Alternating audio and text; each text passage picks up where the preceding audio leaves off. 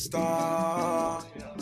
Me and you, we're going not too far. On the moon, come meet me at the bar. It's me and you, gonna take a shot.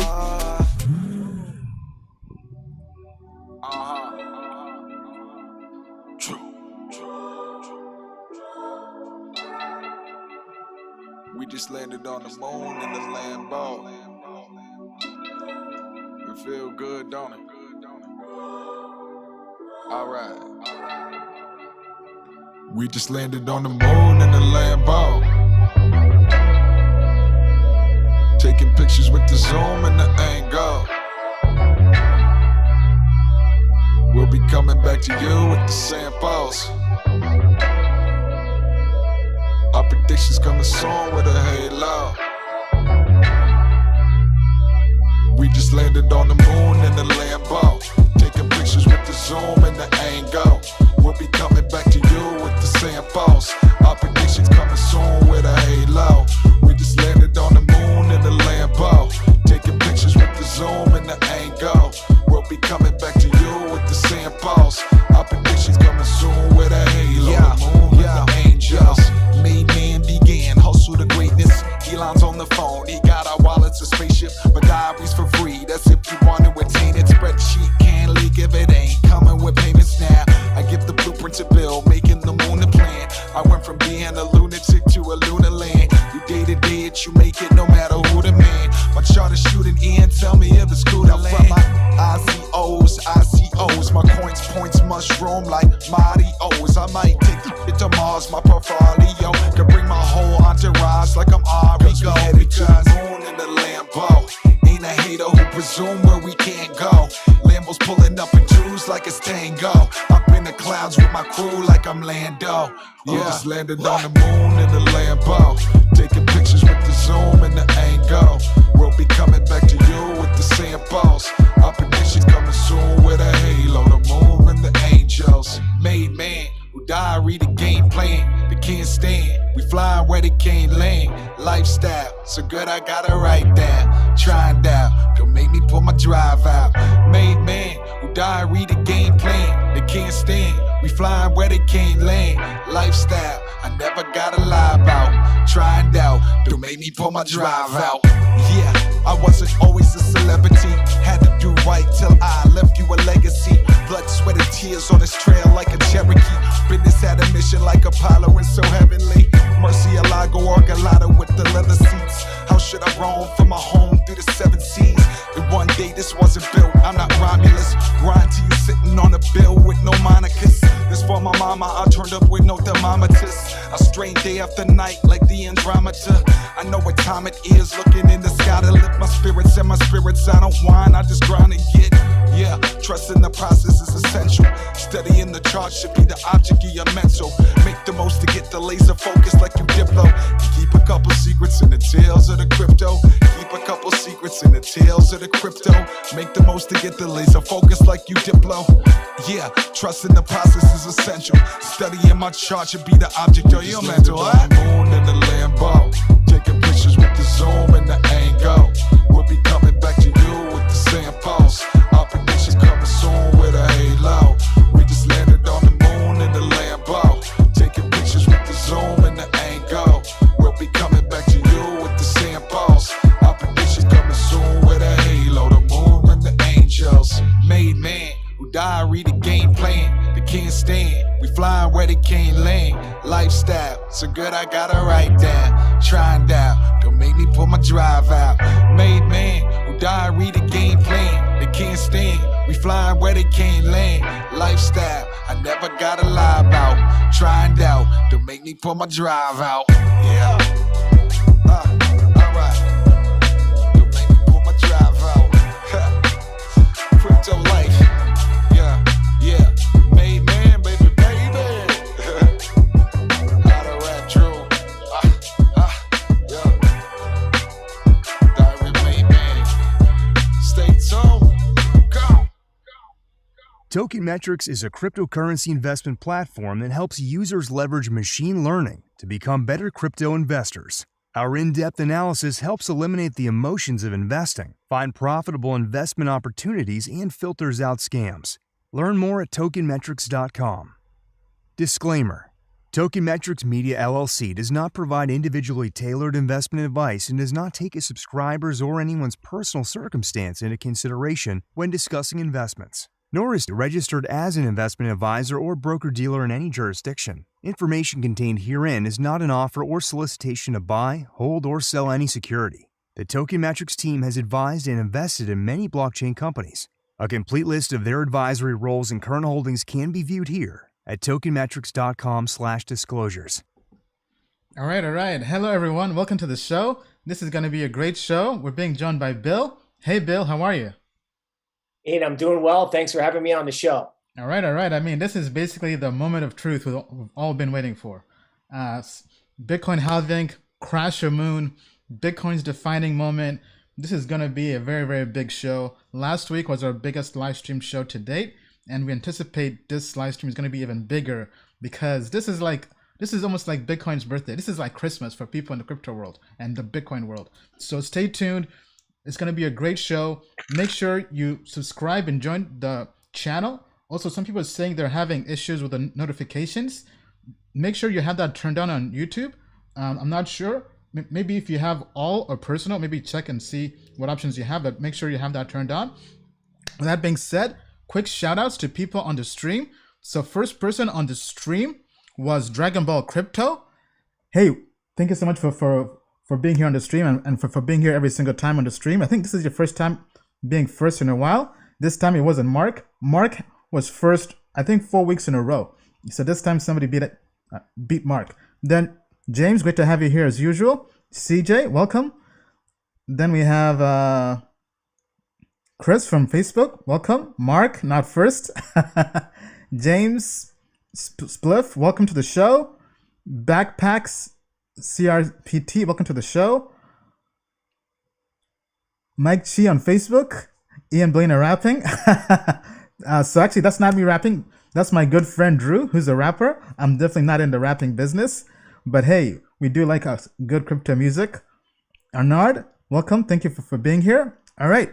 So, Bill, how are you, man? Ian, I'm doing good. Never a dull day. You think Sunday's a day off and think again, right? Not in crypto. Crypto does not sleep 24/7. That's the crypto life.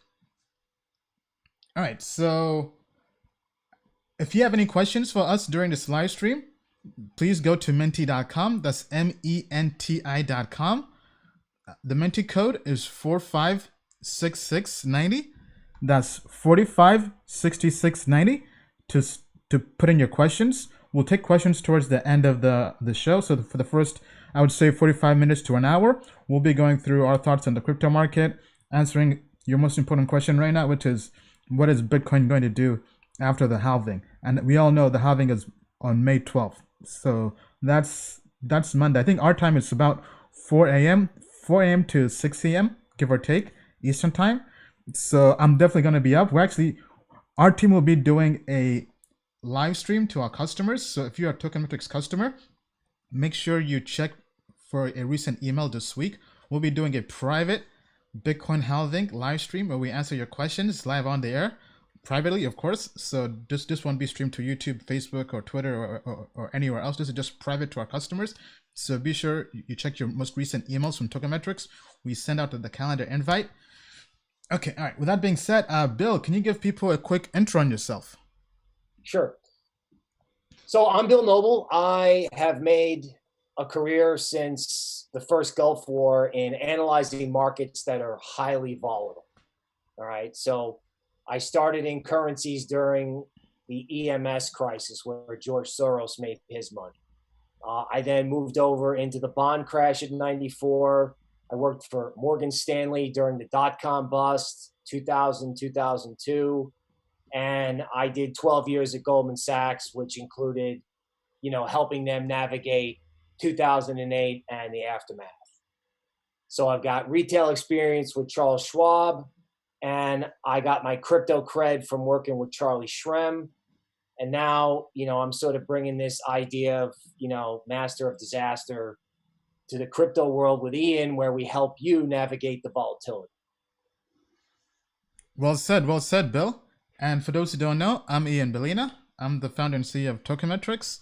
Token Metrics is a cryptocurrency investment platform, or rather cryptocurrency investment research platform that brings together professional analysts like myself, Bill, Paresh, and others. And we tie that together with analytics, data, and machine learning to make you a smarter investor. Because we all know quant investing, machine learning is the future. It's already taken over Wall Street. It's not taking over crypto. The best performing crypto funds in 2018, according to PwC, were quant funds. And we know this is just the beginning. And our entire goal is to bring those same technologies, the AI, the machine learning, to retail investors. So make sure you join tokenmetrics.com so you can have a chance to compete with professional investors using our technology. My background is in analytics and data. Worked in analytics at IBM for 4 years, covering open source analytics. I was a technical sales engineer for IBM Watson Analytics for 3 years, working with the customers like Staples, Macy's, EY. Was also a sales executive my last year, covering all of North America for open source analytics. And prior to that, I was working at Deloitte as an IT consultant. And my background is as a computer engineer, bachelor's and master's. And it's great being here. I got into crypto back in 2016. I haven't looked back. 2017 went all in, quit my nice cushy job at IBM to go all in on crypto. And this is just the beginning. I mean, crypto is really one of those generational moments, and it's a pleasure being here and being able to share this via our live streams and our content with the entire world. All right, with that being said, Bill, how does the market look? Okay, so a bit of market history, right? So events, I call them like fundamental events, like say treasury auctions or QE announcements or earnings reports, can sometimes create, distortions in price that can give you an opportunity to get involved in whatever the existing trend was. Okay. In other words, where I'm going to treat today as just simple gymnastics related to the halving. Okay. I'm not going to put a whole lot of stock in it and say, crypto's turning over and crashing. So I'm looking at it from the lens of today's an aberration that allows you to get involved in the current trend. All right.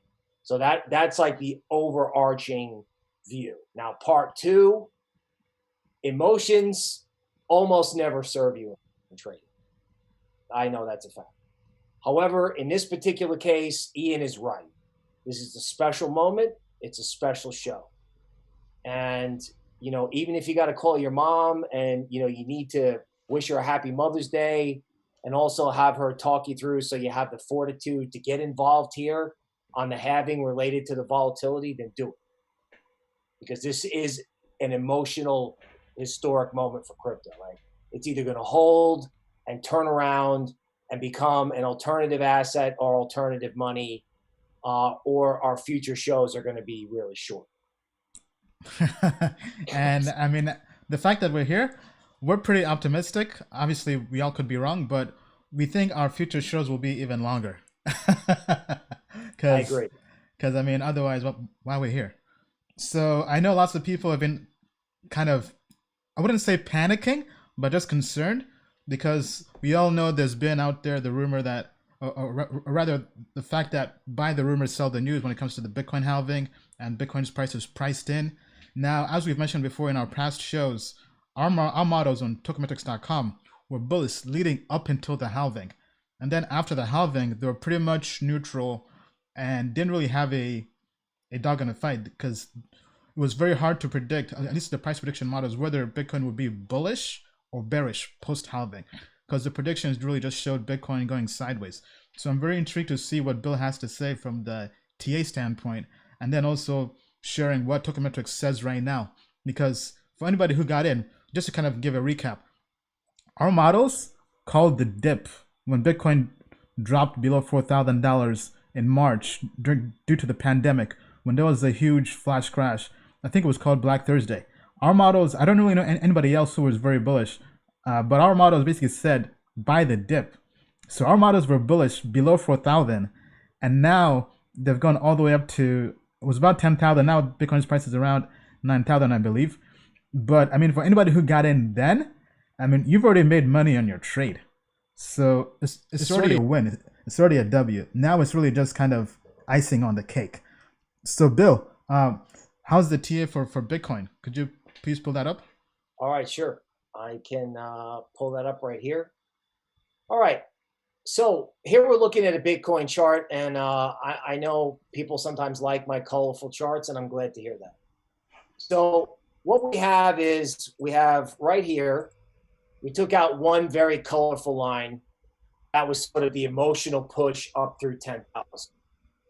Then we came back down, okay, and hit another line around 8,100. Okay. Now, what do I view this as? Simple gymnastics going from one big point to another. 9,600 to 8,600 is like kind of what I think the range is. I would like to see 8,100 to me has to hold, right? The call off the chart would be for consolidation around 8,600. Okay. I don't think this is terrible, because if you just look at it, like you said, you started at 4 and you went to 10. The move up to 10 was, frankly, it was very emotional. It was kind of like all in one day. And one thing I forgot to mention, which you see from the chart, is that frequently in bull markets, you just get these sudden drops, right? Everyone's bullish, everyone's excited, and then all of a sudden, boom. All right, so when we look at Ethereum, Ethereum is a little bit of a different animal, okay? Was disappointed that Ethereum did not participate in the rally, okay? That made me kind of think that what was going on with Bitcoin might have been like ramp it up and then dump it for people who needed to sell. We talked about whales paying their bills.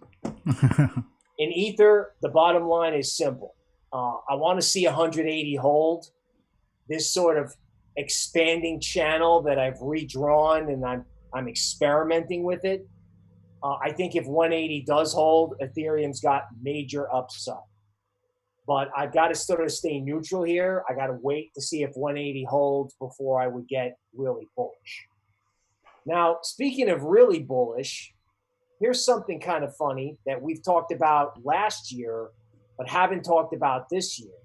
And this is Cosmos versus Bitcoin. Okay? Now, one of the things that I noticed is that right down here, okay, we are seeing like people kind of puking this out relative to Bitcoin.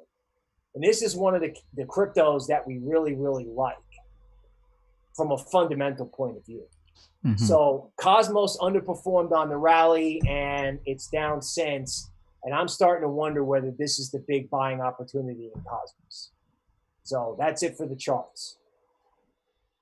All right. Thank you, Bill. Thank you. Yeah, I mean, that's definitely actually pretty surprising. Cosmos hasn't really had a good year this year.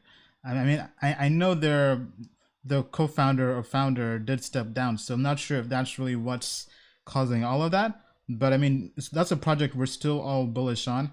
So here, just to kind of switch over. So as mentioned before, we have exactly 1 day left until the Bitcoin halving, for those who don't know. So this is bitcoinblockhalf.com.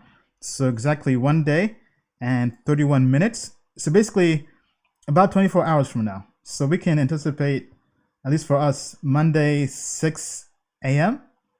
So, but hopefully this goes faster because our live stream with our audience is at 5:30, I believe. But anyway, so now, thank you for that, Bill. Going on to Token Metrics. So for those who haven't logged in a while, we have made a change on the labels here to make it easier for people to understand. So we've changed short-term trader to just day trader, and we've changed long-term investor to just value investor. So hopefully that's easier for people to decipher. Now looking at the short term, so for any day trader out there, we're still bullish on, so out of all the cryptocurrencies out there, Bitcoin has our highest grade. But if you notice, the monthly TA has switched from being from being bullish or very bullish for the last few weeks to now being neutral.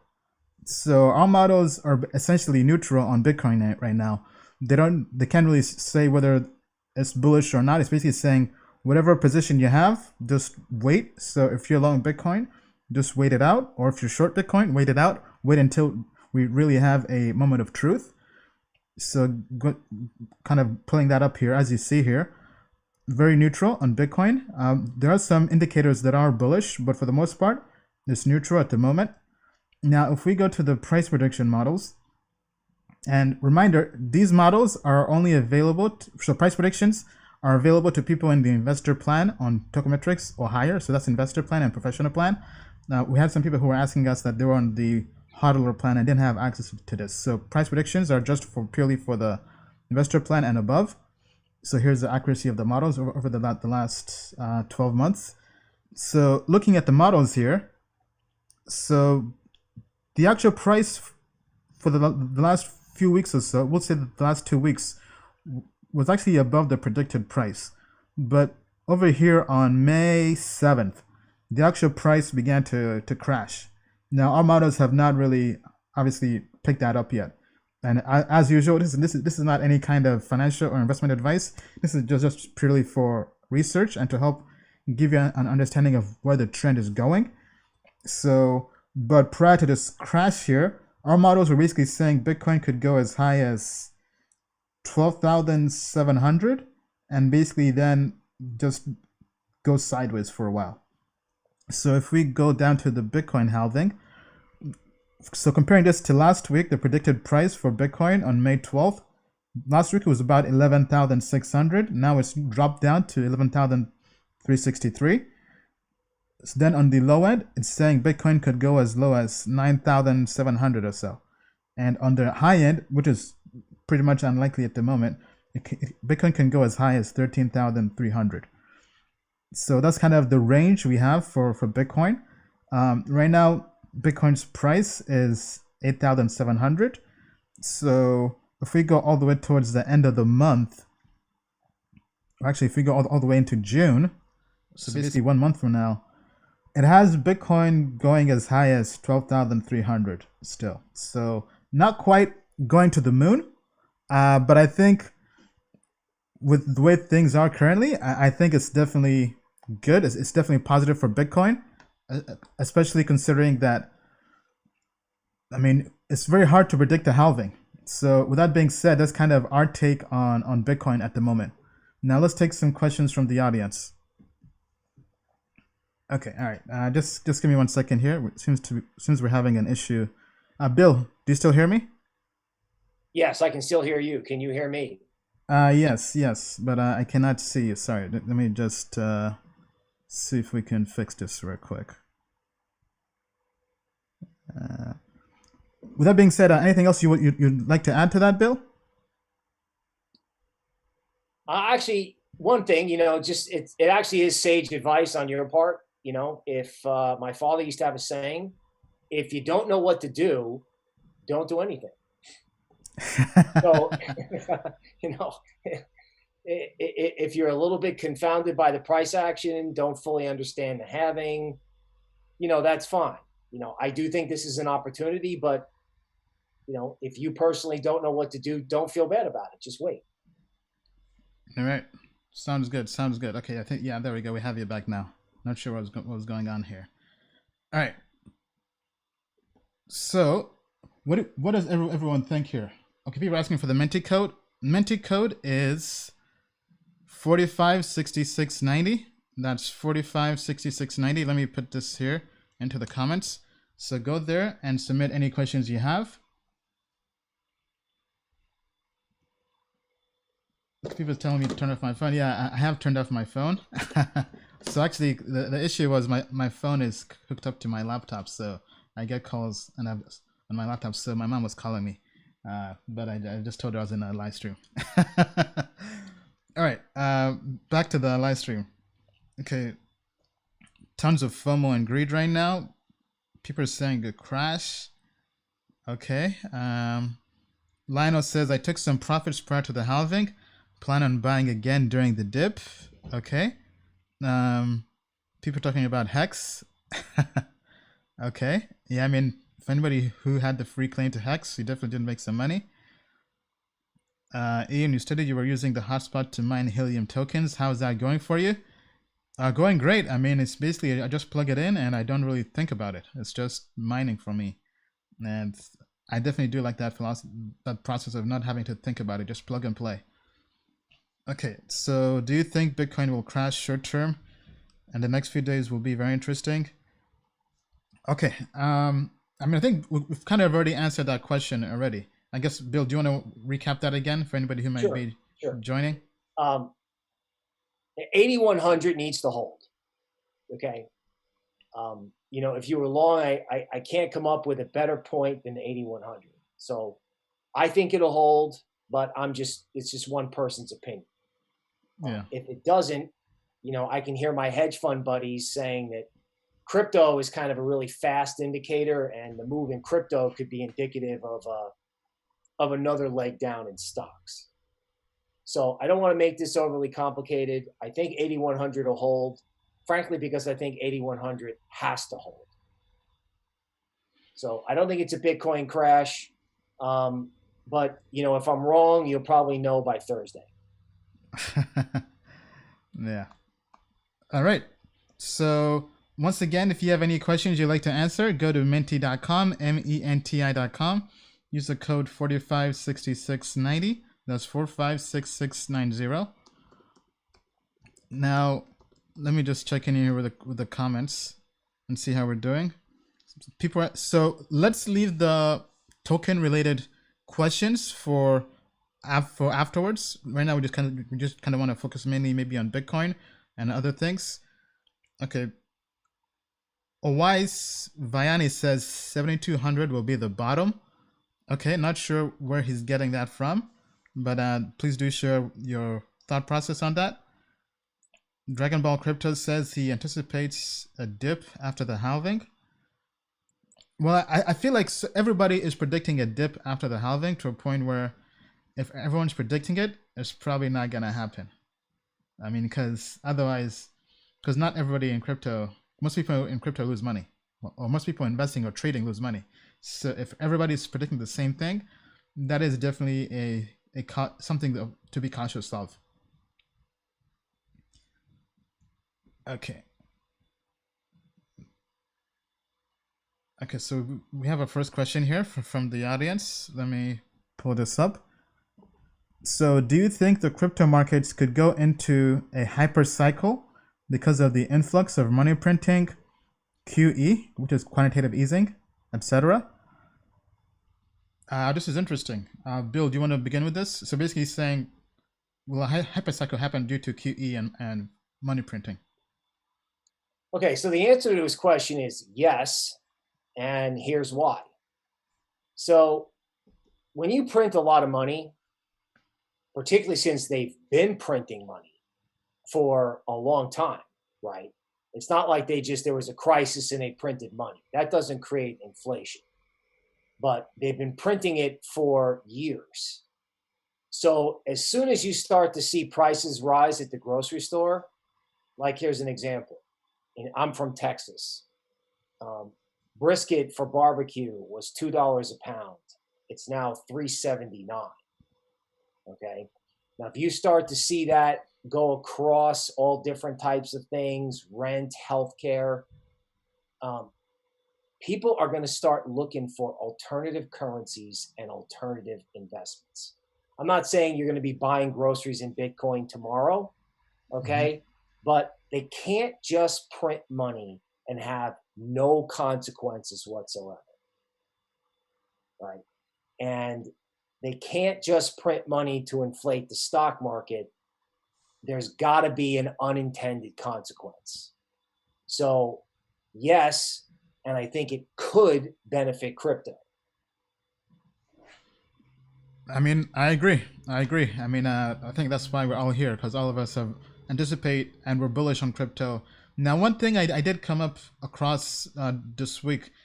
So looking at the stock to floor model for Bitcoin versus gold was very interesting. I'm not sure if I can pull that up here, but somebody was looking at the stock to floor model. Let me just see if I can pull that up here. Apologies, I didn't really plan for this.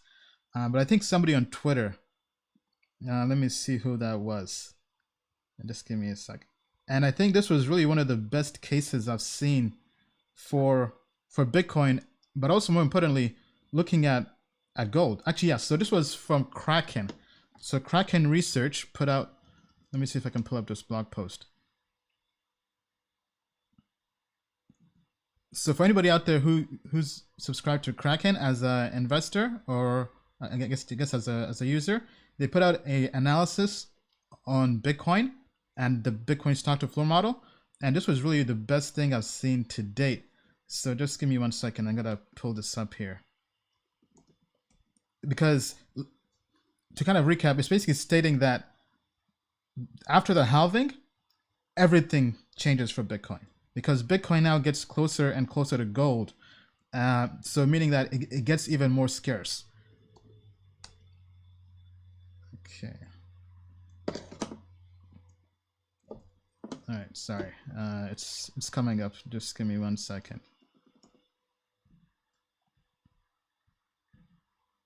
Okay, yeah, so here I've pulled this up.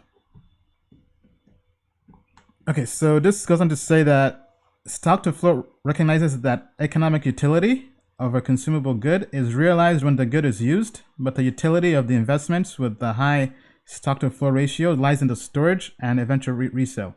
But anyway, the key thing to look at here is this chart here, this table here. So pre-halving, the stock to flow for gold is 63, and for Bitcoin is 27. But post-halving, so May 20th, the stock to flow for gold will be 63, and the stock to flow for Bitcoin will now be 55. So Bitcoin is now getting more and more scarce, and it's going to be almost exactly like gold. And then if we look into the next halving, it's going to be even more scarce than gold. So the whole narrative of Bitcoin becoming digital gold post-halving becomes even more real. So I definitely encourage anybody out there to go do more research into stock to flow. But I mean, this is vital, right? So just to kind of recap what this says, this is really a way of measuring how scarce something is, right? So if we read here, right, in large part, gold's value holds well over time due to its scarcity, commonly measured by the stock to flow ratio. The SF ratio quantifies the scarcity of an asset, measured by dividing an asset's total circulating supply, the stock, by the amount produced annually, the flow. So this is something I think that was made popular by Plan B on Twitter. And I think looking at this and looking at all the other assets, I know in some past shows we have covered palladium, platinum, and silver. But as we can see, Bitcoin is already more scarce than those. The only other asset or commodity Bitcoin hasn't really surpassed has been gold. But by May 20th, Bitcoin will now be close to gold. And we anticipate by the next halving will be even more scarce than that. So, Bill, any comments or thoughts on the stock to flow model? Sure. Yes. So the first one is very simple. Good luck getting your hands on physical gold. Good luck getting your hands on physical silver, right? I mean, physical, silver trades like $14, $15. If you want an actual silver coin, you're going to pay $20 an ounce. And physical gold is just gone. Right. And there's a whole story behind, why physical gold literally is so precious, especially since there's an anomaly between the price of physical and what the paper markets say it is. So if you can't get hold of physical gold and you can't buy groceries with silver coins, then Bitcoin not only has a scarcity value, it's something you can get your hands on by opening an account. Okay, and you might be able to buy something. So if you put all this together with the stock to flow research, right? Again, if Bitcoin is as scarce as gold and no one's getting their hands on gold, Bitcoin may become the default choice. Not to mention the fact that crypto could become a future financial ecosystem. And I got shouted down on that one last week, but I'm sticking to it. Yeah, I mean, well said. So, I mean, because having more research, things like this is definitely what makes you have the confidence and fortitude, as we mentioned earlier in the show, to be able to weather the storm through things like this, right? So, because if you're in this for the short term and you've not done your research, you'll panic sell. And for anybody, because all of us here, we're in crypto for the long term, so we have more fortitude when it comes to panic selling and buying the dips, moments like this, because we've done our research and we're long-term bullish on crypto. So going back to the person's question earlier, will QE and all this money printing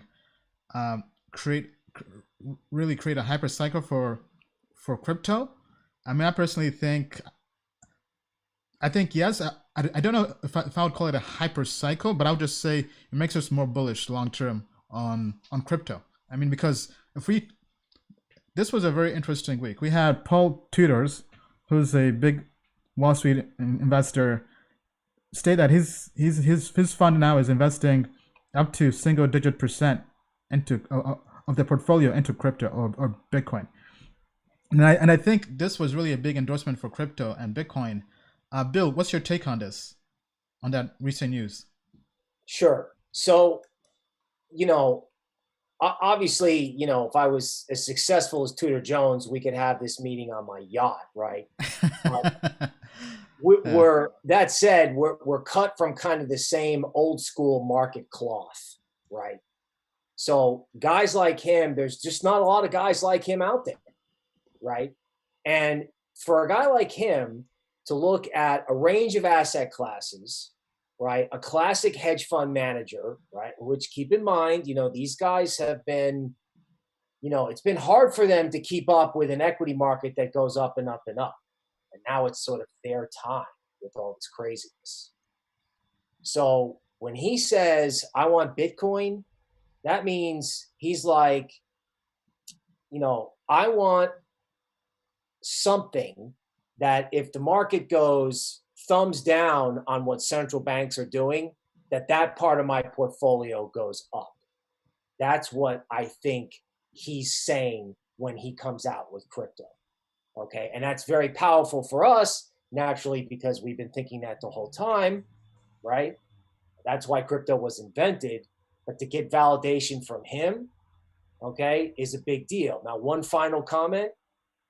There's a monkey see, monkey do element to this. Let's say Tudor Jones comes in and buys crypto and he's right. Okay? Like we said, if he's wrong, it's a short show. What if he's right? Then all these other big guys may have to follow. Something to think about there. Yeah. And for anybody out there who's a fan of the show Billions on Showtime, great show, by the way. For anybody who's an investor, great show.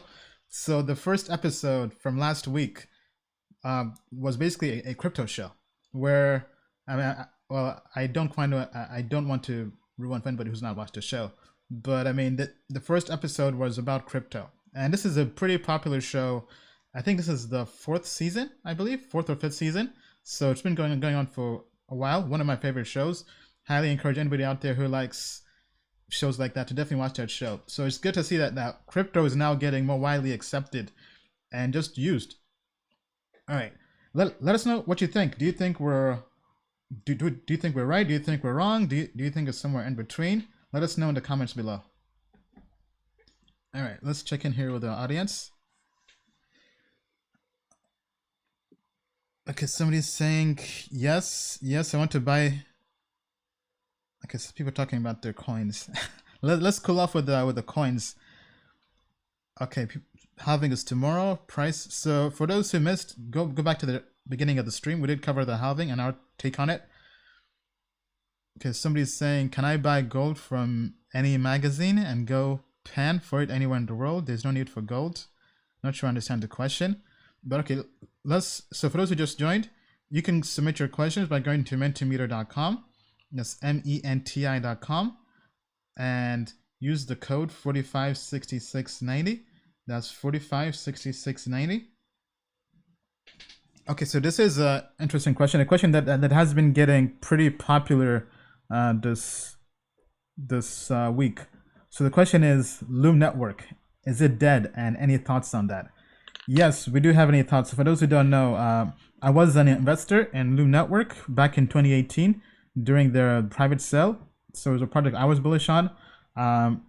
It peaked at an all-time high of about 10x. It got onto Coinbase, got onto Binance. And even I was surprised. So for those who don't know, it was going viral on Twitter that Loom Network is dead. And let me pull up the post here. So there was an article on Cointelegraph talking about this. So the founding team.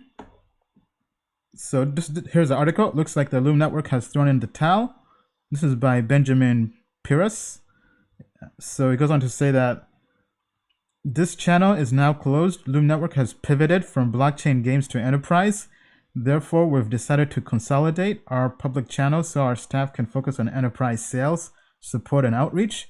This was from their Telegram group posted on May 9th. Then somebody also had a Twitter thread talking about the project being dead.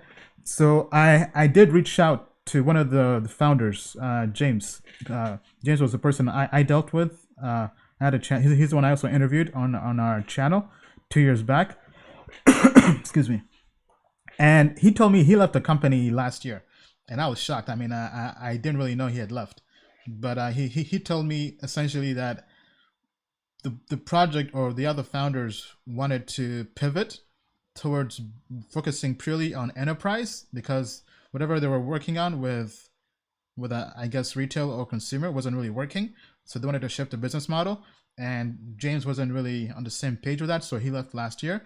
And then this year, based on the news, it looks like the other founder, who was the main founder, I believe, Matthew Campbell, has also left.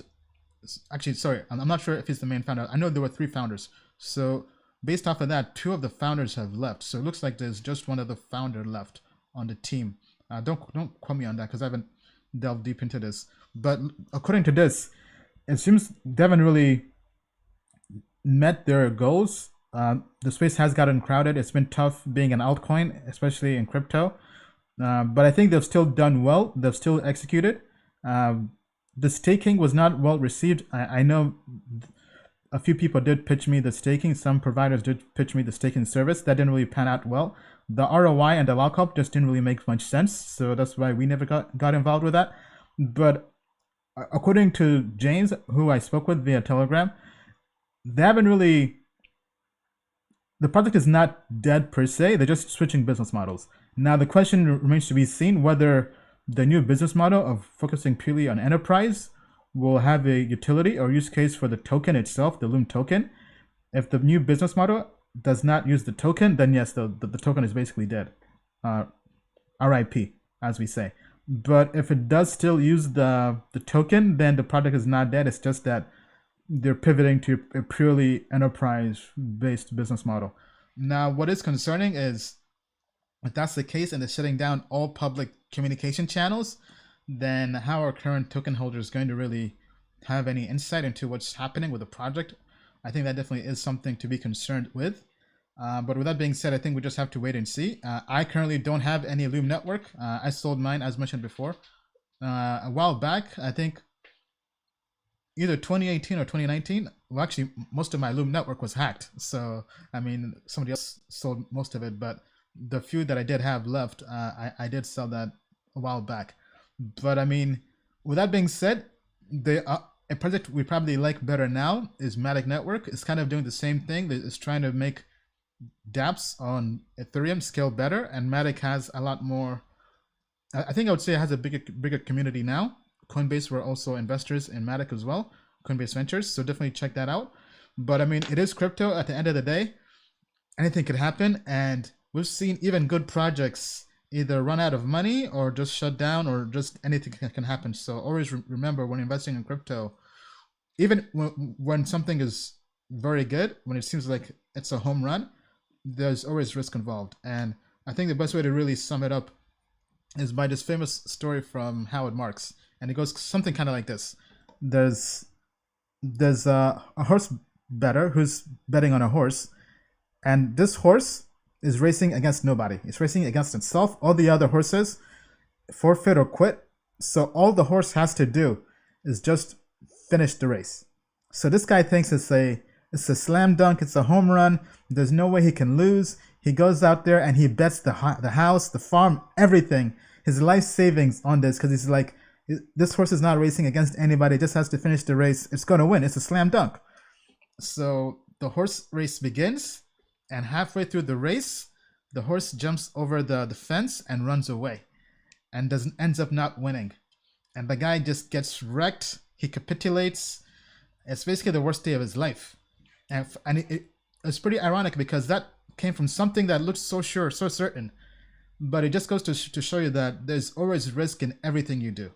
Even when something seems like it's 120% guaranteed, there's always a risk. That's one thing I learned myself from taking the Series 65 Investment Advisor exam is in everything you do, there's always a risk. Even the risks you can't see, whether it's in crypto, whether it's project risk, founder risk, liquidity risk, political risk, currency risk, market risk.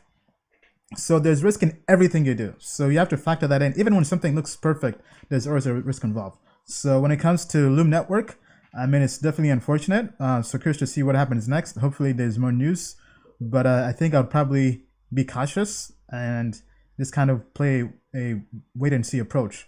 But what do you guys think? Do you think the project is dead? The token is dead? Do you think this new business model will work out? Let us know down in the comments below. Now, I guess, Bill, are you able to pull up Loom Network on the charts?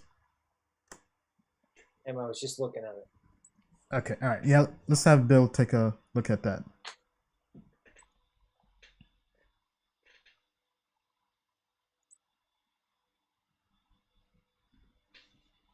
Okay, just give me one moment. It's coming Okay, up.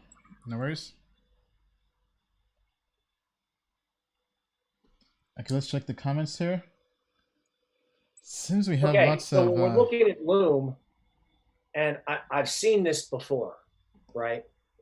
So this right here was the prior low in Loom, right? Mm-hmm.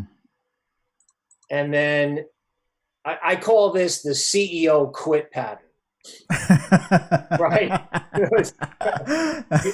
You have a low, okay, and then that low gets broken, and then everybody throws in the towel, okay? Now, Mm-hmm. in some cases, that's good. In some cases, that's an opportunity. In some cases, you should just pack it up and go home. Yeah. But I've seen this before with these altcoins where there's this huge heave below a prior extreme, and then, then you have to evaluate it from there. So if you love this and you know about it and, you've got some insight, now's your big chance to buy. Otherwise, it's like Ian said, better to have played and lost and cut your losses than wreck yourself on any one token. So, but this is definitely the CEO quit pattern. Now, Cosmos also had something similar to that, right? Because I know one of the founders did leave Cosmos because Cosmos hasn't really had a good year as well. Right. So let me get to Cosmos. Okay. So yes, we did talk about this. Okay. So this is the prior low in Cosmos, really focusing in. Okay. This was the prior low, and they ran down below it and they've retested it, and it looks like everybody's selling Cosmos, honestly. Now, on the subject of risk, okay, maybe you don't do it in Loom Network, but maybe in a project you like fundamentally, if you said, well, hey, I'd like to have this in my portfolio, okay, this is the time when you would do that, right? When everyone's quitting, when the news is horrible, right? I mean, unless the whole blockchain falls apart, how much worse can the news get in a project that has good fundamentals? So, right. As you say, it's not investment advice, but, if you wanted to get in at a moment where everyone is giving up, this could be the moment in Cosmos. Makes sense. I mean, so as we like to say, if anybody out there who's a value investor, that's really the strategy, right? You want to buy when people are being forced to sell, when people are getting out, when there's blood in the streets, because you want to buy when there's blood in the streets and sell when people are going to the moon. Or put it a different way, you want to buy from pessimists and sell to optimists. You want to buy from people that are wrecked and sell to people and sell to moon boys and girls. So, and I think that's really something to kind of keep in mind. Now, I mean, Cosmos is a project we're still bullish on. So, to us, the fact that it's dipping is actually a good thing. But obviously, it remains to be seen what happens after that. Okay, all right. So let's check in here with the audience and see how we're doing. Okay, apologies. Not sure what's going on here with the OBS. Every time Bill does the screen share, it changes the screen. Okay, let me try to fix that again. Apologies, everybody. This is what happens when you do the show live. Okay, I think we've got it now. Okay, there we go. We have Bill back. Don't worry, guys. There is no conspiracy theory here. All right, so checking in here with the audience. Let's take a look here. How much did they get in the ICO? So they raised about 25 million in the ICO. I saw in the article they mentioned 45 million, but that's definitely wrong. I mean, because I was an investor in Loom in the private sale. They had a private sale only, and their hard cap was 25 million. Now maybe they're counting maybe when the price of Ether went up or something like that. But yeah, I know that's definitely not right what they have on ICO drops. Then Charles says 95% of alts did this. The team just dumped on everyone. Yes, I mean, I think it's definitely concerning, and I think that's why regulation is definitely required in crypto, especially when it comes to altcoins. I'm not sure about projects like Loom and others where founders just quit, whether they still have access to all their tokens. Now, speaking of that, there was an article here regarding Jet McCaleb, who was the early co-founder of Ripple, who's now the founder of Stellar.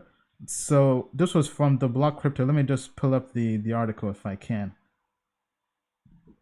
And I think this really goes to show you why regulation is needed in crypto, because it's still the wild, wild west. Actually, I think the joke now is really becoming that it's probably easier to make money in crypto by launching your own project than by investing or trading.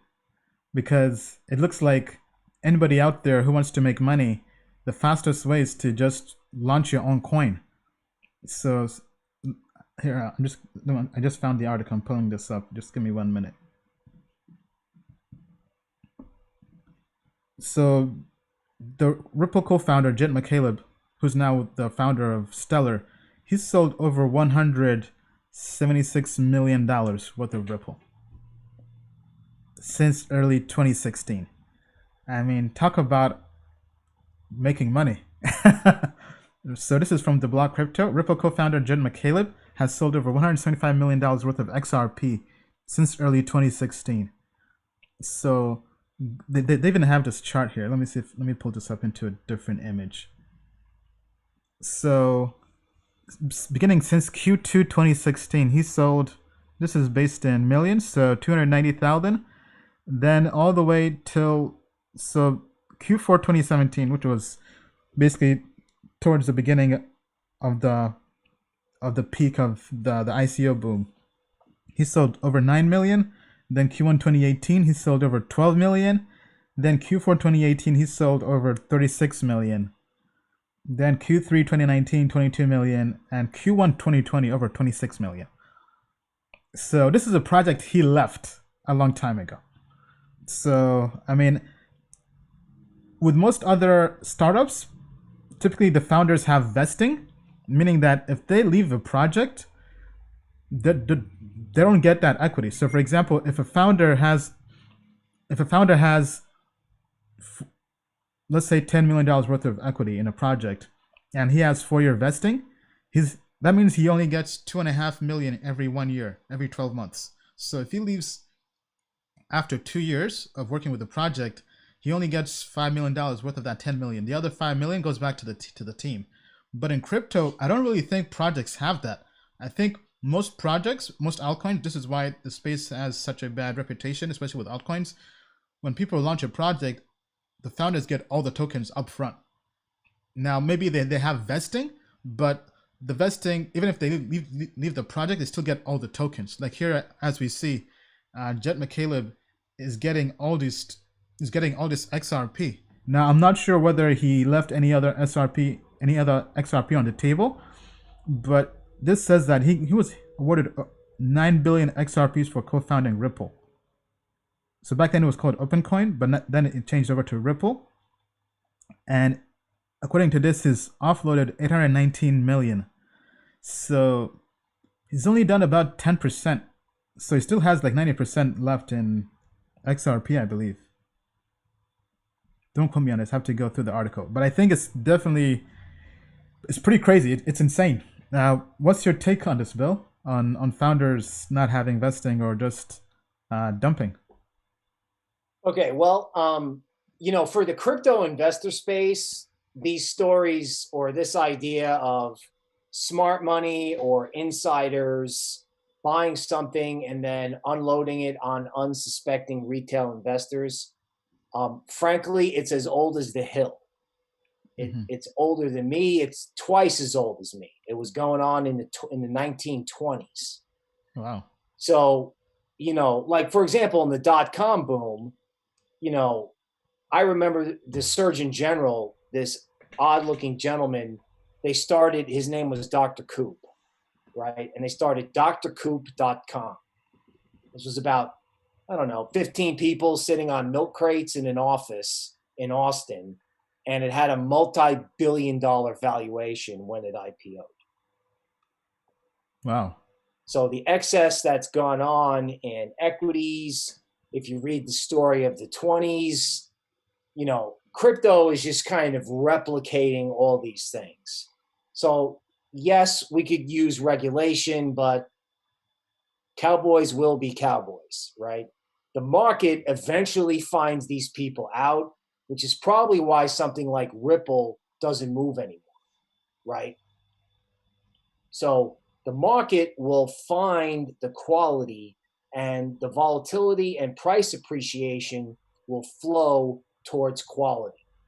And again, you've heard the homework lecture on Token Metrics live stream before. I won't give it to you again, but you got to do your homework. You got to watch the charts. You got to watch the models, because the sharks are out there. Yeah, I mean, it's definitely unfortunate. In crypto, you just got to be careful. You have to always do your own research.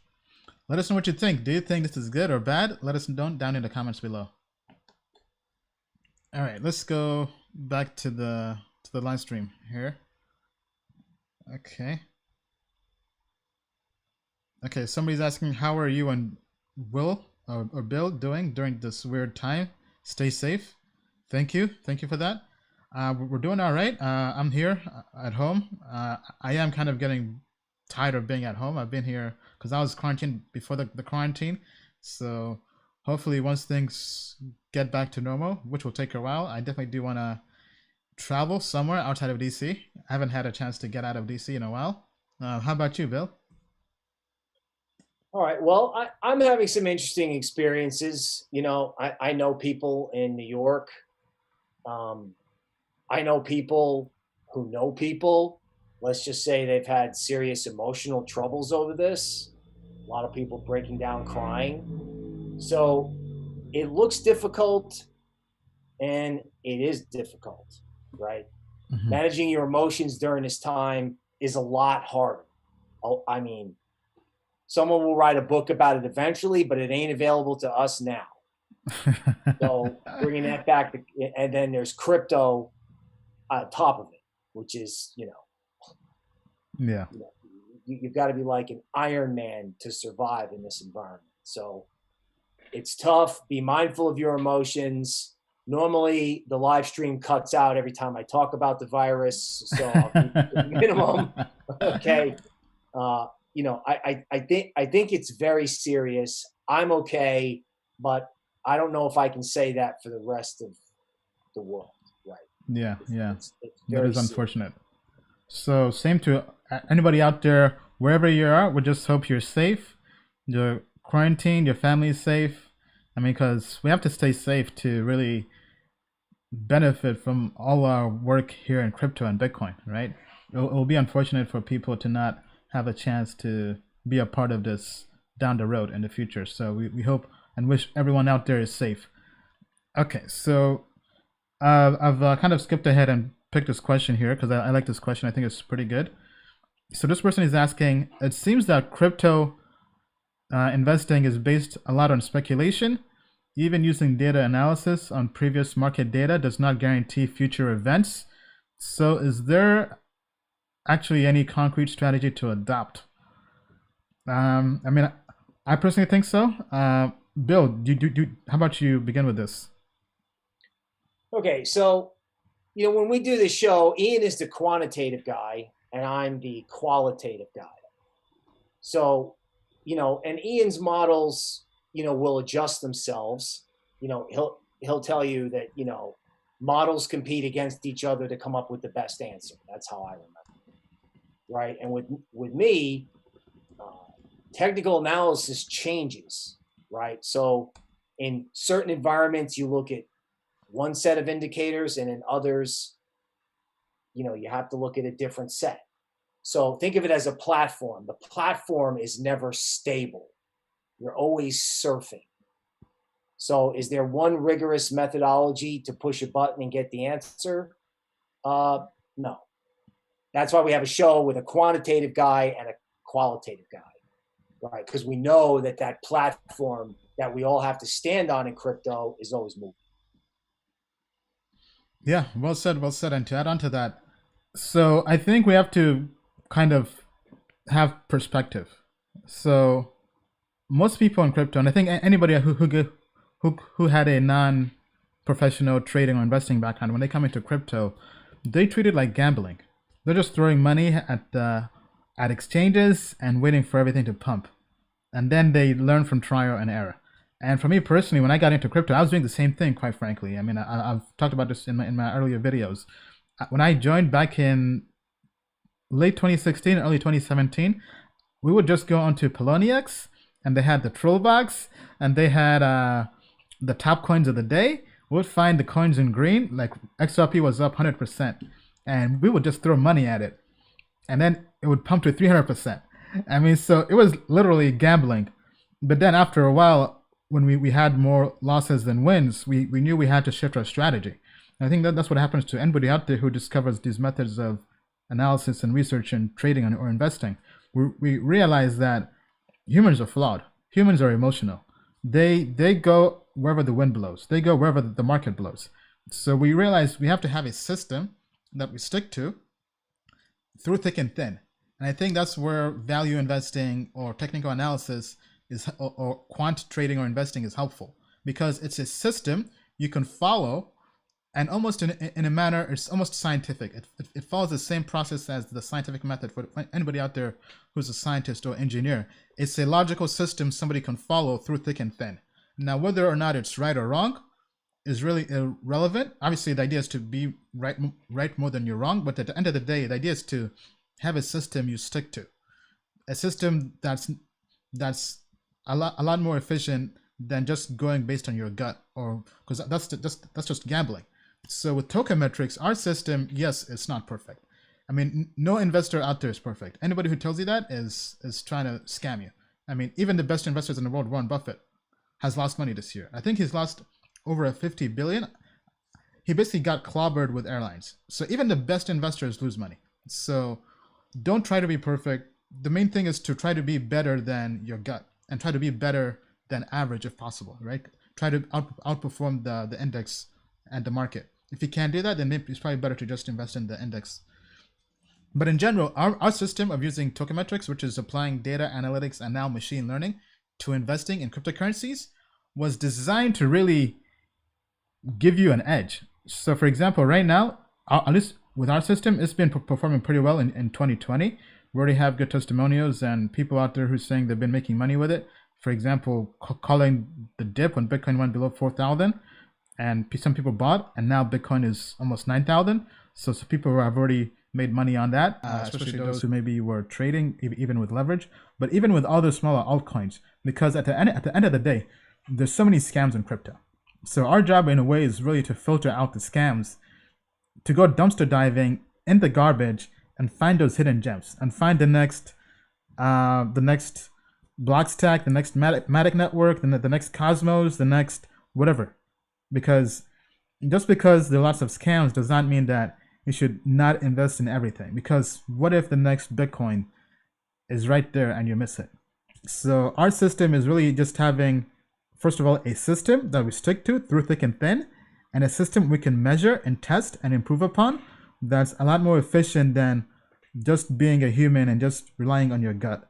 And so going back to your question, yes, all systems are flawed, and yes, all systems in some manner are pure speculation, but the idea is being able to scientifically test your system and see when it's working and when it's not working.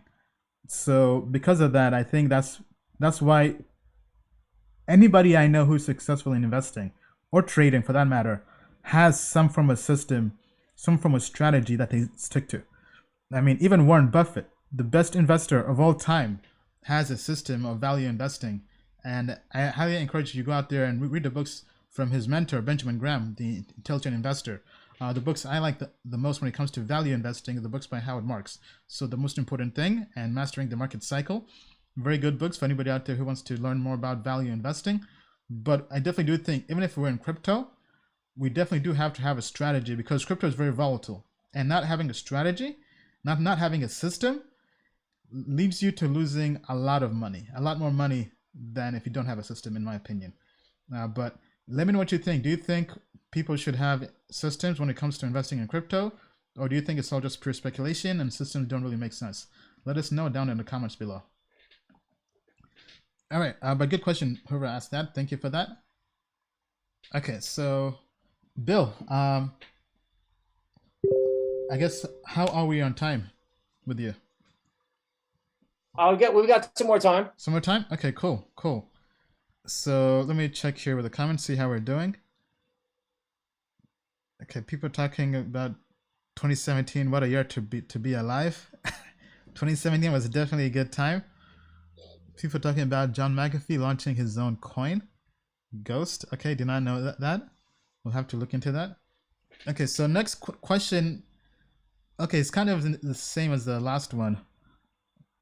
So this person is asking, could the crypto dream really be a dream?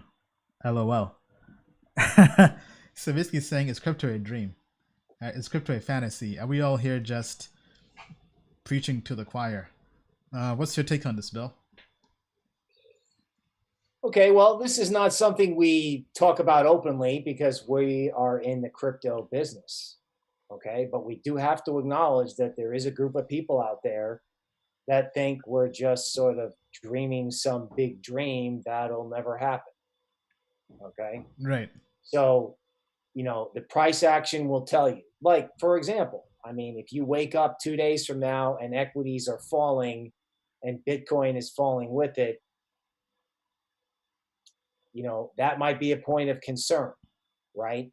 Now, my counterpoint to that is, somebody said, I want to fly across or I want to swim across the English Channel. And somebody said, oh, you can't do that. Somebody said, oh, I want to run a 4-minute mile. And somebody said, oh, no, you can't do that, right? So every time you want to do something big, there's always someone telling you that you're full of it and it's not going to happen. So crypto's no different, right? Experiments fail, we could fail. However, we are not getting up in the morning and doing this for a living because we believe those people. So they're out there, they have a view, okay, great. It's different from our view. But we respect them. I don't know if they respect us, but we respect them and their opinion. Yeah, I mean, I think well said. Now, just to kind of add my take on it, crypto is in no way, shape, or form, at least in my opinion, a dream.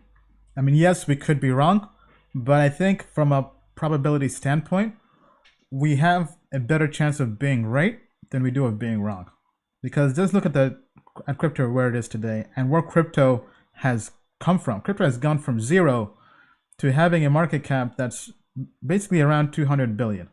So would you say the $200 billion in crypto now is a dream? It's a pipe dream? I mean, because if it is, I mean, if that's a dream, I'll take that dream any day. I mean, because that's quite a dream already. And then just looking at the possible potential for growth. Because first of all, look at all the big companies joining the crypto space. Not blockchain, but crypto specifically. Facebook Libra is creating its own cryptocurrency. JP Morgan is creating the JPM coin. PNC Bank is working with XRP and they've joined RippleNet and Ripple's network. So if all this is a dream, why does big companies, why is Samsung supporting crypto wallets? I mean, if all this is a dream, that's quite a dream. I mean, Stellar has a partnership with IBM. I mean, if that's a dream, that's quite the dream. But to me, all these big companies who entered crypto specifically last year, I mean, really just shows us that this is the future. I mean, Facebook would not be going to central banks, to Congress, and trying to defend Facebook Libra if they thought crypto was just a dream. They view crypto as the future. The Chinese central bank is creating its own digital currency that's really a cryptocurrency. Obviously, it's centralized, but it's still crypto. I mean, so they obviously view that as the future. It's not just purely a dream. Then the same thing, if we look at with the recent pandemic here in the US, in the initial bill, they had a digital dollar in there. Now, I know lots of conspiracy theorists don't like the whole digital dollar and going cashless, but either way, I mean, crypto is really the way forward, stablecoins especially. And then if we look at the World Economic Forum, they believe by the year 2027, 10% of the world's assets will be tokenized, basically in crypto.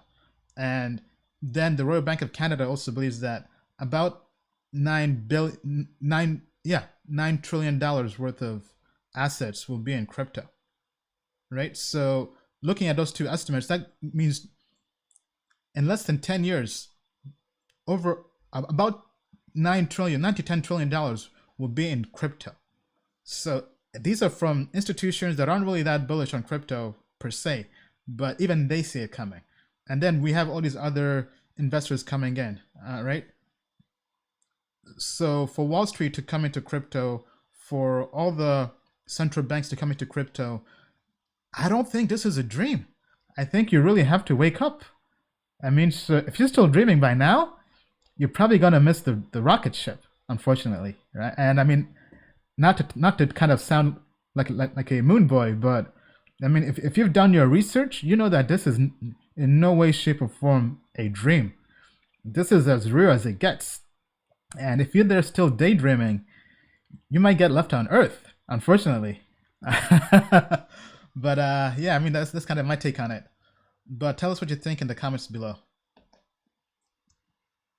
All right, that was actually a good question. I like that one.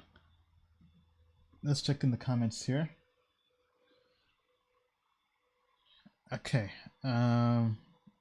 Once again, the Menti code is 456690. That's 456690. Go to menti.com to put in that code and ask your question. Okay, I'm seeing some questions we've already answered here.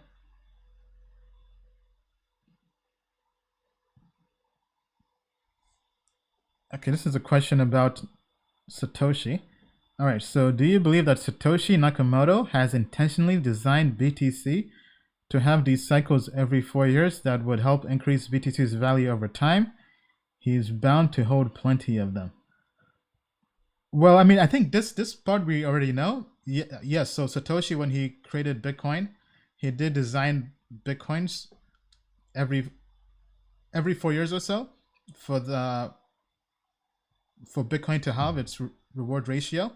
So right now it's going from 12.5 to 6.25, I believe, right? So the block rewards, and this is called the halving for anybody who's not been following or who's brand new to crypto. So in less than 24 hours, in about 23 hours from now, when we're filming this video, Bitcoin's block reward will cut in half, right? So from 12.5 coins per block to 6.25 coins per block. So Bitcoin was designed by this. Now, I wouldn't say this was intentional, but in a way, I guess you could say it was.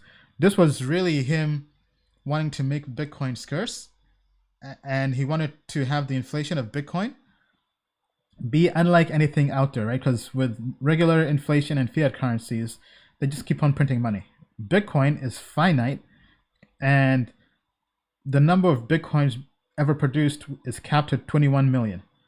So with this block reward, he wants to make sure that as Bitcoin ages in time, it gets more and more scarce and the inflation decreases.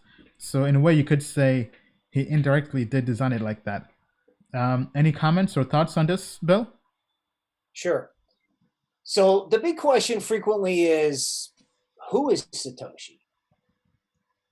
The thing I like to think about is, when did Satoshi do his thing?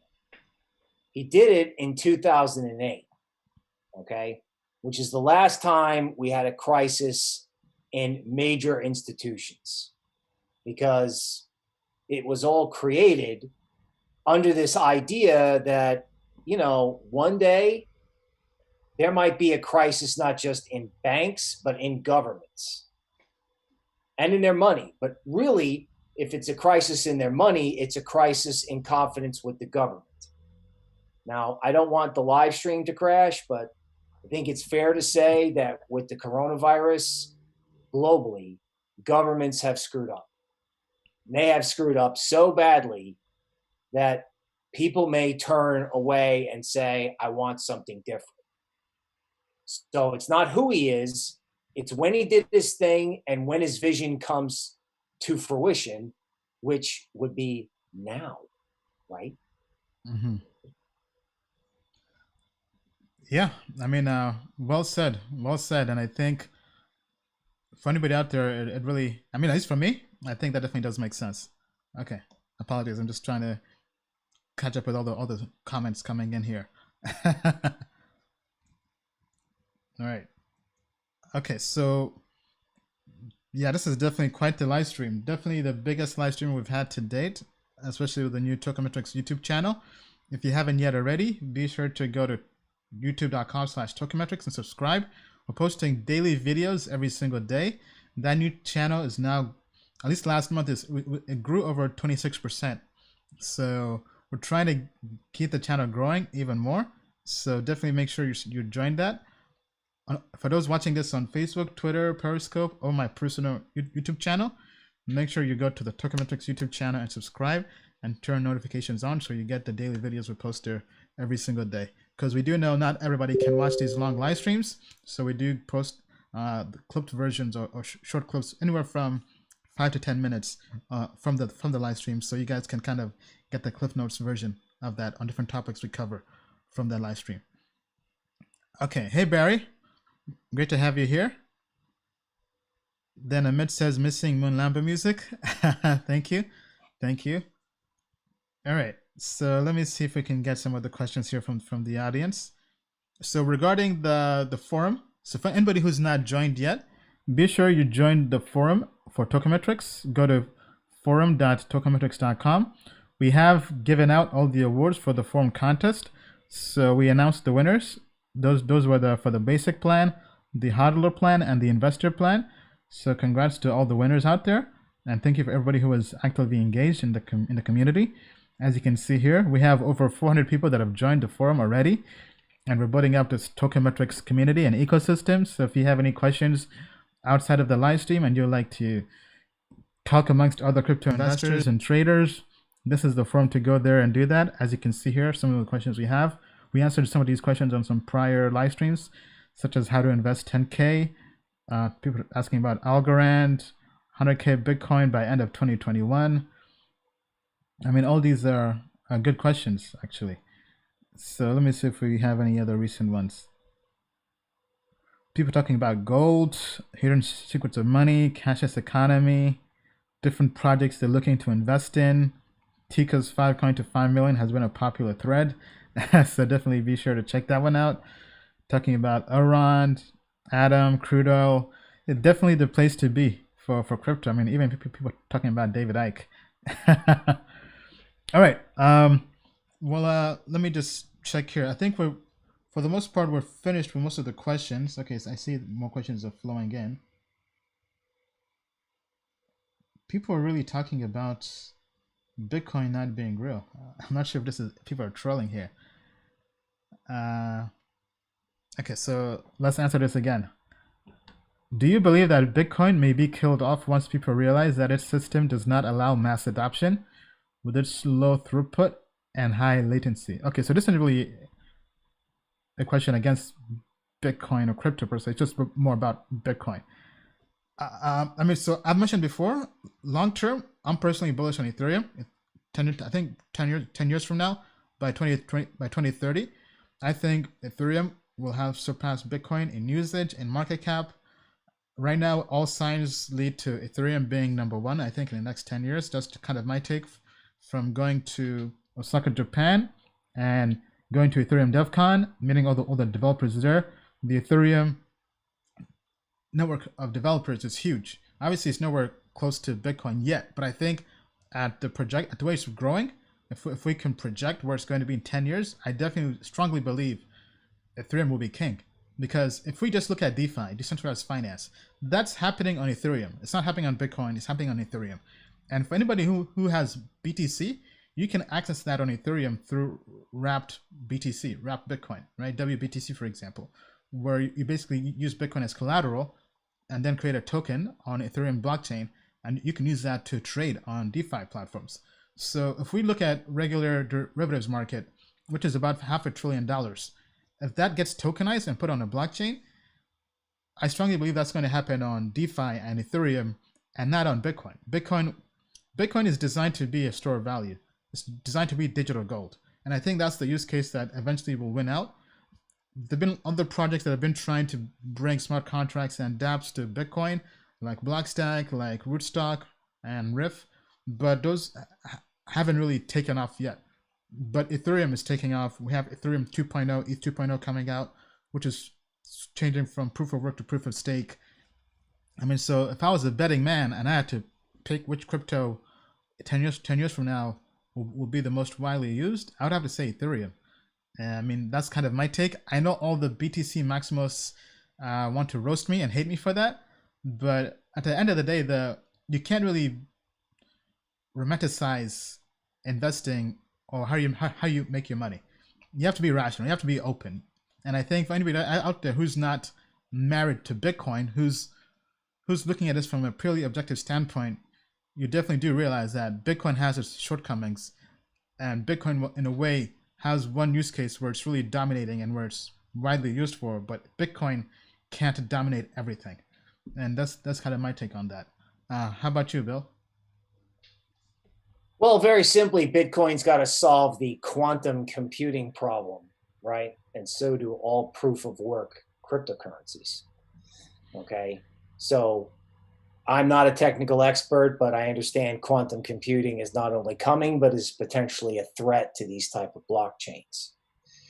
So all technologies have challenges. I'm sure Bitcoin is going to have to deal with its challenges like quantum computing. I do also think proof of stake coins are going to be the future. Okay. However, between now and the future of proof of stake, there's a period where digital gold, alternative money, alternative investment, right?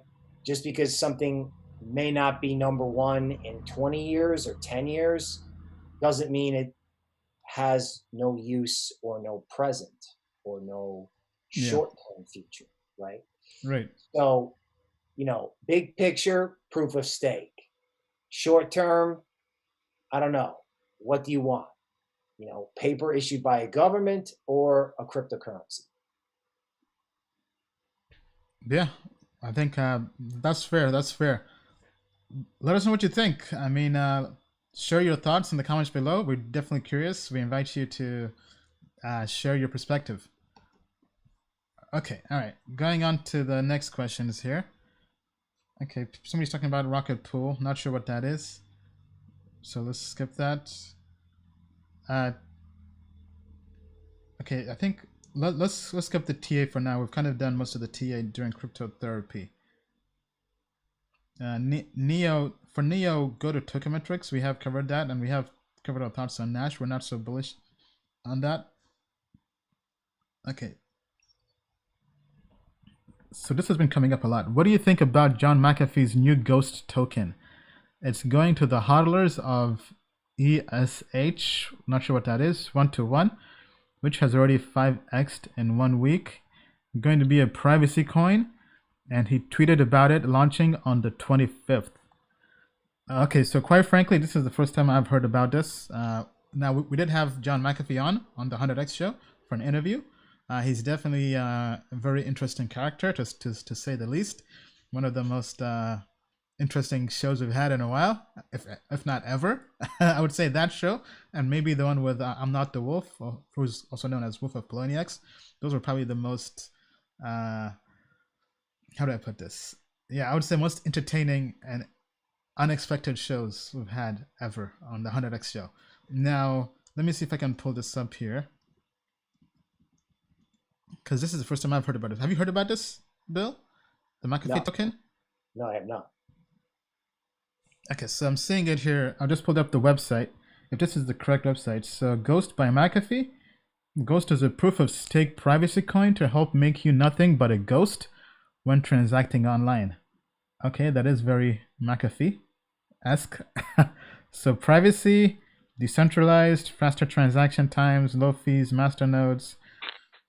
Okay, so you get the Ghost rewards from staking and from running a masternode. So question that comes to mind is, I wonder what privacy coin they forked this from, because most privacy coins usually are a fork of a different coin. Okay, so in the beginning, 6 new Ghost tokens are minted each block.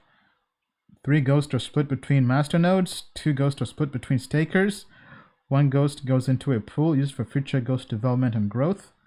So total supply is 55 million, and initial supply is about 13.5 million. Okay, so it says how to get Ghost. To claim your Ghost at launch for free. Okay, that is interesting. You must be holding ESH token on May 25th. Okay, I have to look up that one. Haven't heard of that one yet. 25% of the Ghost supply will be allocated to ESH token holders. The remaining supply of Ghost is allocated towards proof of stake rewards.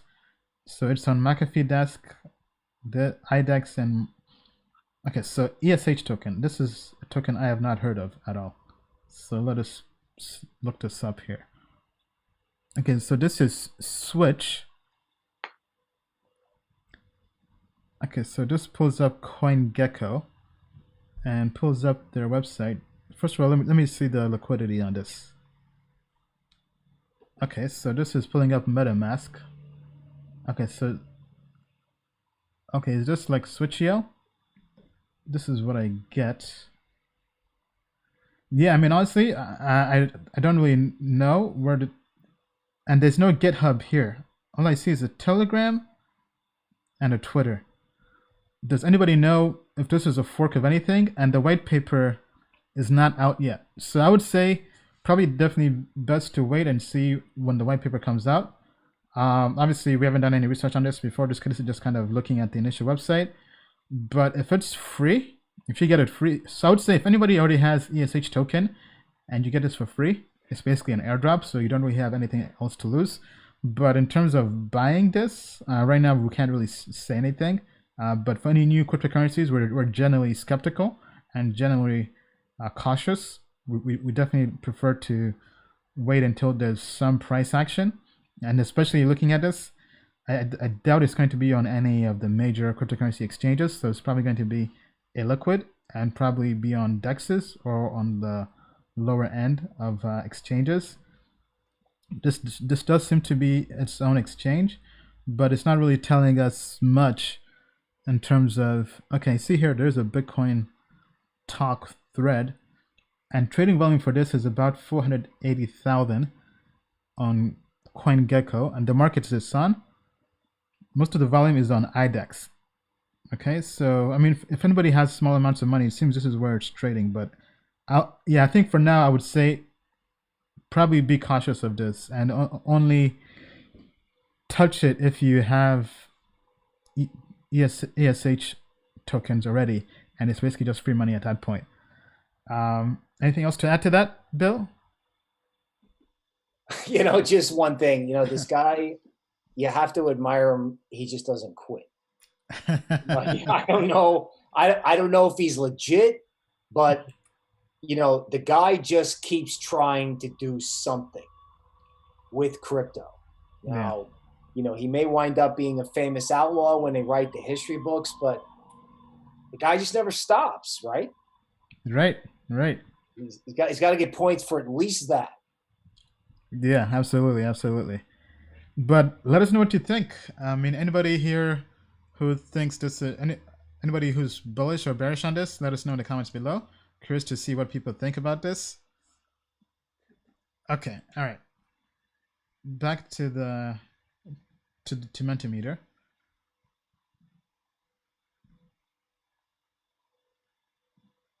Okay, do you and KuCoin team do you think Multivac is a scam? Honestly, I don't really know. I haven't really kept tabs on Multivac since then. I know it hasn't performed well. Okay, next question. Hi, Ian and Bill. This is Mike. Hey, Mike, great to have you here. I really appreciate you guys for guiding us. Thank you for that. My question is how to conquer fear so one can invest freely. Okay, good question. This is kind of for anybody out there who's maybe new to investing or new to crypto. Bill, so any tips on how somebody can conquer fear when it comes to investing? Yes, I've got a few. So the first thing you have to do is get comfortable being uncomfortable. Okay? So if you're going to buy when everyone else is selling, it's not going to feel good. It isn't. And when you're selling, when everybody's talking about Lambos, you're going to feel like an idiot for getting off the train. Now, here's an exercise that I recommend. I won't do it on camera for developing this mechanism. So sit in your favorite chair, get comfortable, and then stand up fast. And then sit back down and get comfortable, and then stand up fast. And start to train your brain to go from comfortable to uncomfortable, because every time you do a trade, you're going to experience that. You're also going to experience it when you watch the market fluctuate, because as you may have noticed, crypto is all over the place. The second tip is you're going to have to learn how to breathe. Okay?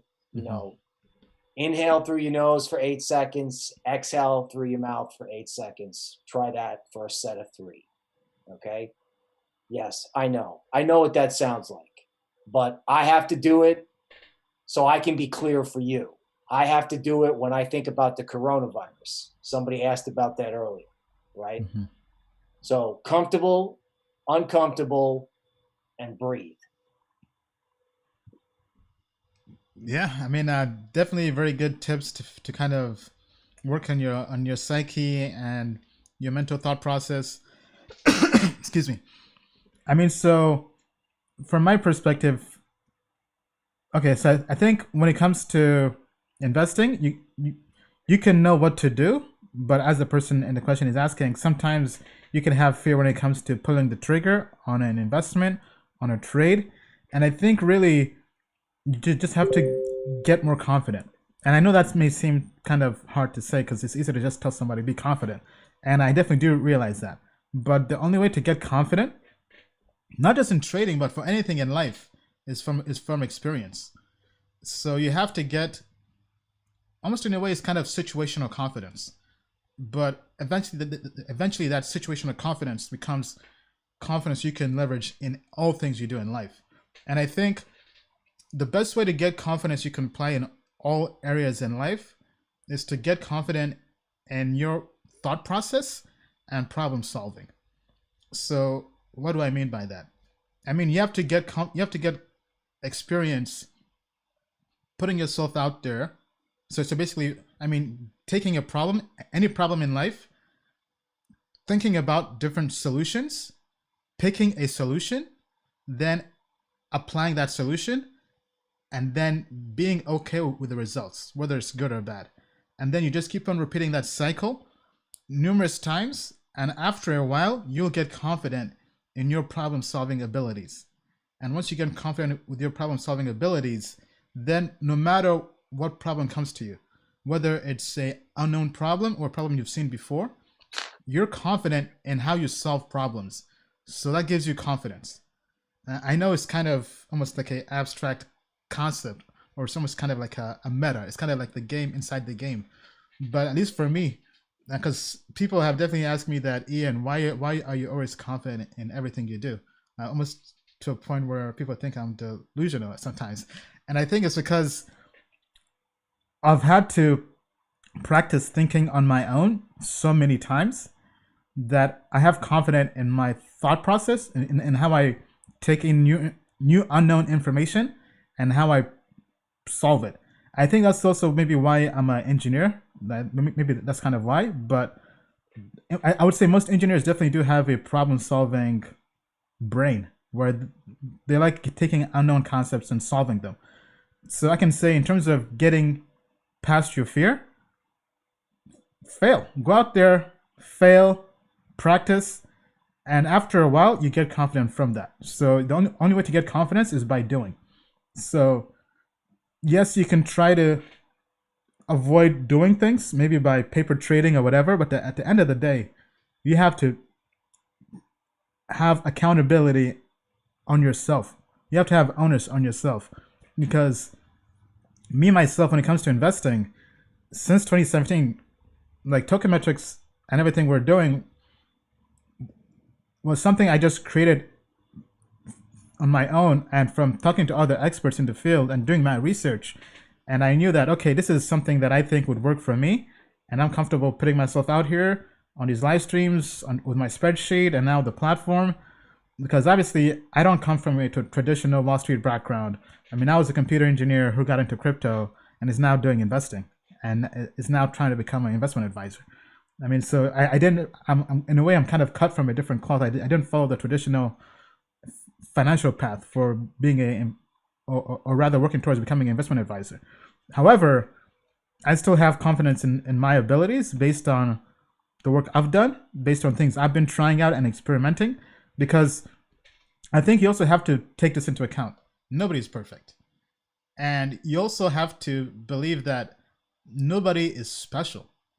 I know that may seem counterintuitive, but you can't really put anybody on a pedestal, if that makes any sense. So take the best investor in the world, Warren Buffett, I would say, let's take Warren Buffett for example. If you think Warren Buffett is some god, some investing god, then you'll never really have faith in yourself, in your own investment abilities, if that makes sense. And this is why whenever people say, Ian, you're amazing or whatever, I try not to, like, I don't like it when people blindly follow me, for example, because they're basically copying out and not doing their own research. That's why I have the phrase, always do your own research, because that forces you to build up the confidence to pull the trigger on your own. Because especially with projects where I turned out being wrong, and people come back and say, hey, Ian, we lost money in this project because of you. That tells me, okay, this person didn't build up the confidence to take accountability for their own investments. They're just blindly following somebody else. And as long as they keep on doing that, they'll be tied to that person. They won't really build up their own fortitude, their own strength to be fearless and pull the trigger. I mean, because when I joined the space, there have been some times when we were the first people to pull a trigger on a project before anybody else did. I mean, so for example, we were one of the first, if not, I think we were one of the first early investors in Loom. I think the only two groups that invested in Loom. And with some of the projects, we were the first check in. So we were not there waiting for somebody else to co-sign or give us the green light on this investment. So for example, with Wabi ended up being over 100x investment. We didn't wait for Wall Street investors or Andreessen Horowitz or Coinbase to invest. We were the first investors to pull the trigger. And pardon my French, but sometimes you just have to have like balls of steel and say, you know what? Like, we're not going to wait for anybody else because we believe in our own research. We've done our own research and we're confident in this process. We're going to take the risk and wait for everybody else to get on board and to realize that this is the next big investment. So yes, sometimes we're wrong. Sometimes we end up with sparksters and other bad projects, but sometimes we end up with big wins and we end up getting rewarded for being early. So for example, with Wabi, that's kind of what happened. So I think that just comes from just pure confidence from applying and trying out your own thought process. I know I've kind of been all over the place, but one book I do recommend, this isn't really an investing book. This is more a book on helping with your inner belief system and how you talk to yourself. It's called Psycho-Cybernetics. This is probably the best self-help book out there. This book is known as being the book that founded the entire self-help industry. So I definitely recommend this book. It's by Dr. Maxwell Maltz. And this book shows you how to tap into your subconscious mind and really reprogram yourself. Now, why this book is so special, because it's different from those other self-help books like The Law of Attraction or The Secret or whatever that are kind of out there with their own woo-woo stuff. This is a book based purely in science. So it's really how to reprogram your brain using science, things that have been fundamentally tested. And this book comes from, I know I'm kind of getting off topic, but this is pretty crucial. This book, so Dr. Maxwell Maltz was a surgeon, and he realized that people would come into his office or his clinic to have surgery because they had limiting beliefs. They had anxiety, they're self-conscious about their body, their looks, whatever. And as a surgeon, his job was to do surgery on them to fix them, right? To fix whatever they thought was wrong with them, whether it was their face or they had an accident and had an issue with whatever part of their body. And he realized that even when he fixed the physical problems they thought they had, months later, years later, the people still had those same limiting beliefs. They still had the same self-doubt. They still had that same anxiety. And he realized that as a surgeon, the issue wasn't physical. It was a mental issue. So he did lots of research into this field, and he realized that to really fix somebody's belief system, whether it's with fear or being self-conscious, you have to fix and reprogram their brain. So this is a great book. I read this back when I was in college and undergrad, and it's one of the books that really changed my life. I mean, so for example, people have fear of public speaking, for example, right? And if you want to reprogram yourself, the book takes you through examples using science. So it's not like some quack out there just teaching some random stuff. This is scientific stuff that shows you how to really reprogram your brain. So for example, there's enough academic literature saying that if you visualize something before doing it, you become more successful. So for example, if you have a fear of public speaking, if you've just practiced visualizing yourself publicly speaking somewhere, like let's say you imagine you're speaking at a conference. If you just do that every single day for like half an hour for like a week or 2 weeks, you'll realize scientifically that your fear of public speaking will subside. So it goes through concepts using techniques like that. So it's a book I definitely highly recommend. So I'm sure for anybody out there who has a fear, maybe in investing or trading, one way that book would probably tell you is maybe just visualize trading, maybe just for half an hour. So in a way, it's kind of like meditating, right? But I don't really blindly believe in meditation, but I do believe in the scientific way of meditating. So in a way, you could say I do believe in meditation, but with the caveat being that it has to be scientific. But anyway, neither here nor there, I do believe in visualizations. And so I would say visualize making the perfect trade, visualize investing, right? So if you're there and you're nervous about pulling the trigger on Binance or on exchange, maybe for a half hour for the course of 7 days straight, close your eyes and just visualize making a trade or visualize doing a research, right? Just go through that process. And first of all, read that book. There's an audiobook as well. And I think just by going through those concepts, you'll become less fearful when it comes to investing in crypto. Now, I know it's kind of all over the place, but I think that was definitely a good question, a question that lots of people do ask. But yeah, so let us know. Have we missed anything? Anybody else with any tips or strategies they use to make themselves less fearful when it comes to investing or trading in crypto? Please do share down below. All right. Well, Bill, any last words before we wrap up with you? Don't want to keep Well, you too long. no, it's actually I think you really said you said a lot of powerful things there. So I'm just going to leave you with two quotes. One of them is from a successful hedge fund manager.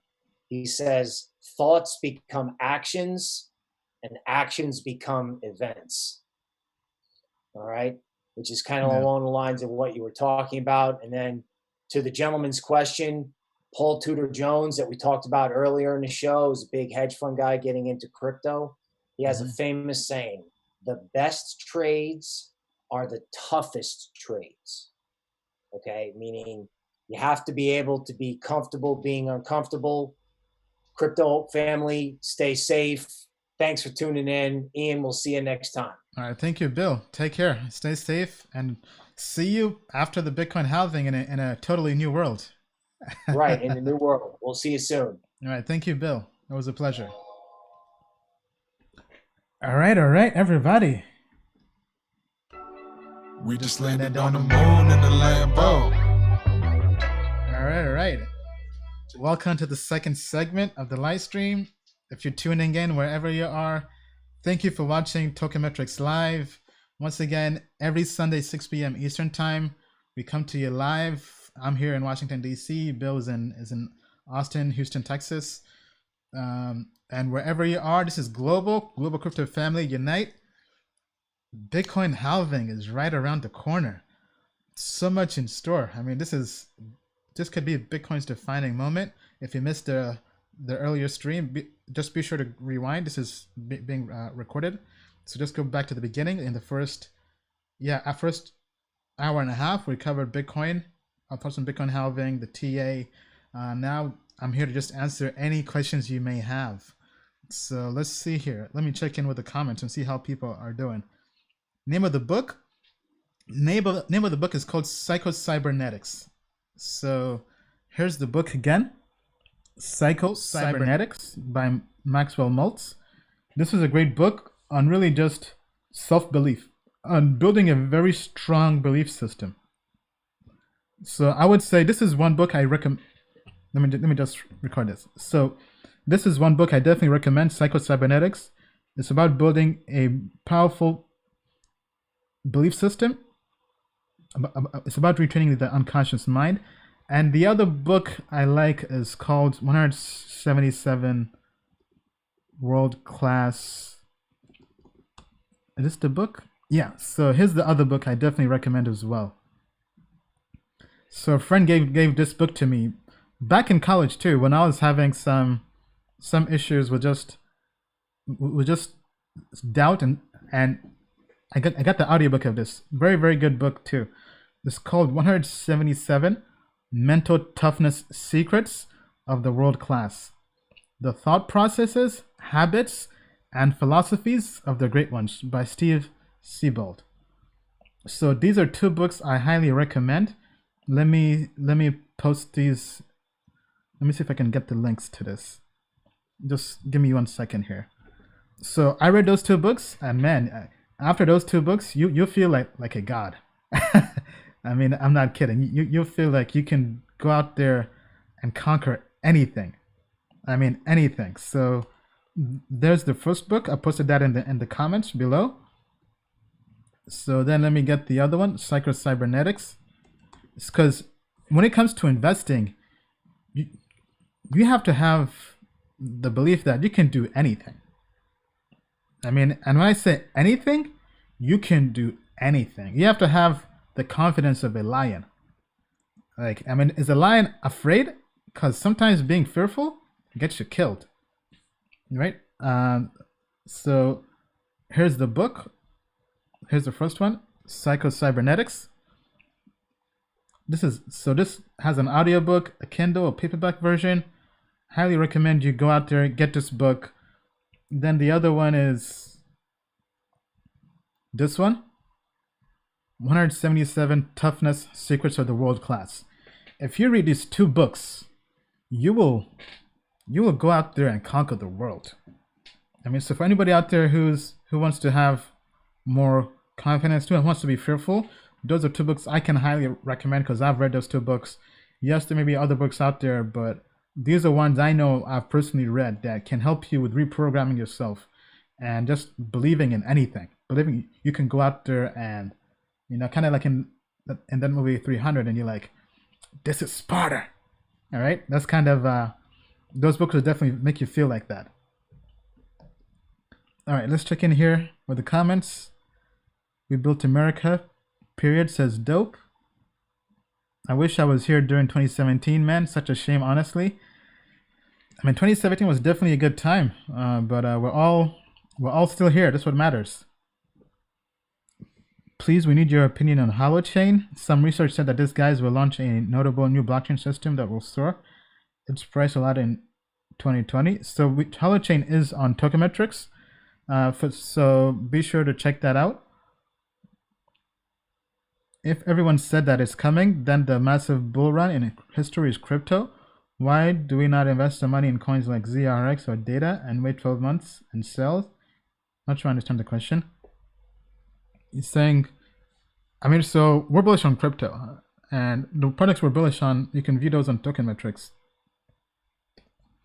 I have shared the name of the book, Psycho-Cybernetics, and the other one is 177 Mental Toughness Secrets of the World Class. S-Rep says, easily one of the best little books ever written. Yeah, absolutely. Jasper says that book is amazing. Well said. Well said. Confidence equals with faith in Latin. Thank you for that, Paul. Kieran, so we have already covered Bitcoin halving in the beginning of the show, so you could just go back to that. Don't want to repeat ourselves. All right, so good question, guys. Good question. So let me see what other questions we have here from the audience. Okay, well, for 5 weeks now, trading real BTC on a non-custodial DEX. Let me just go through here. Let's see.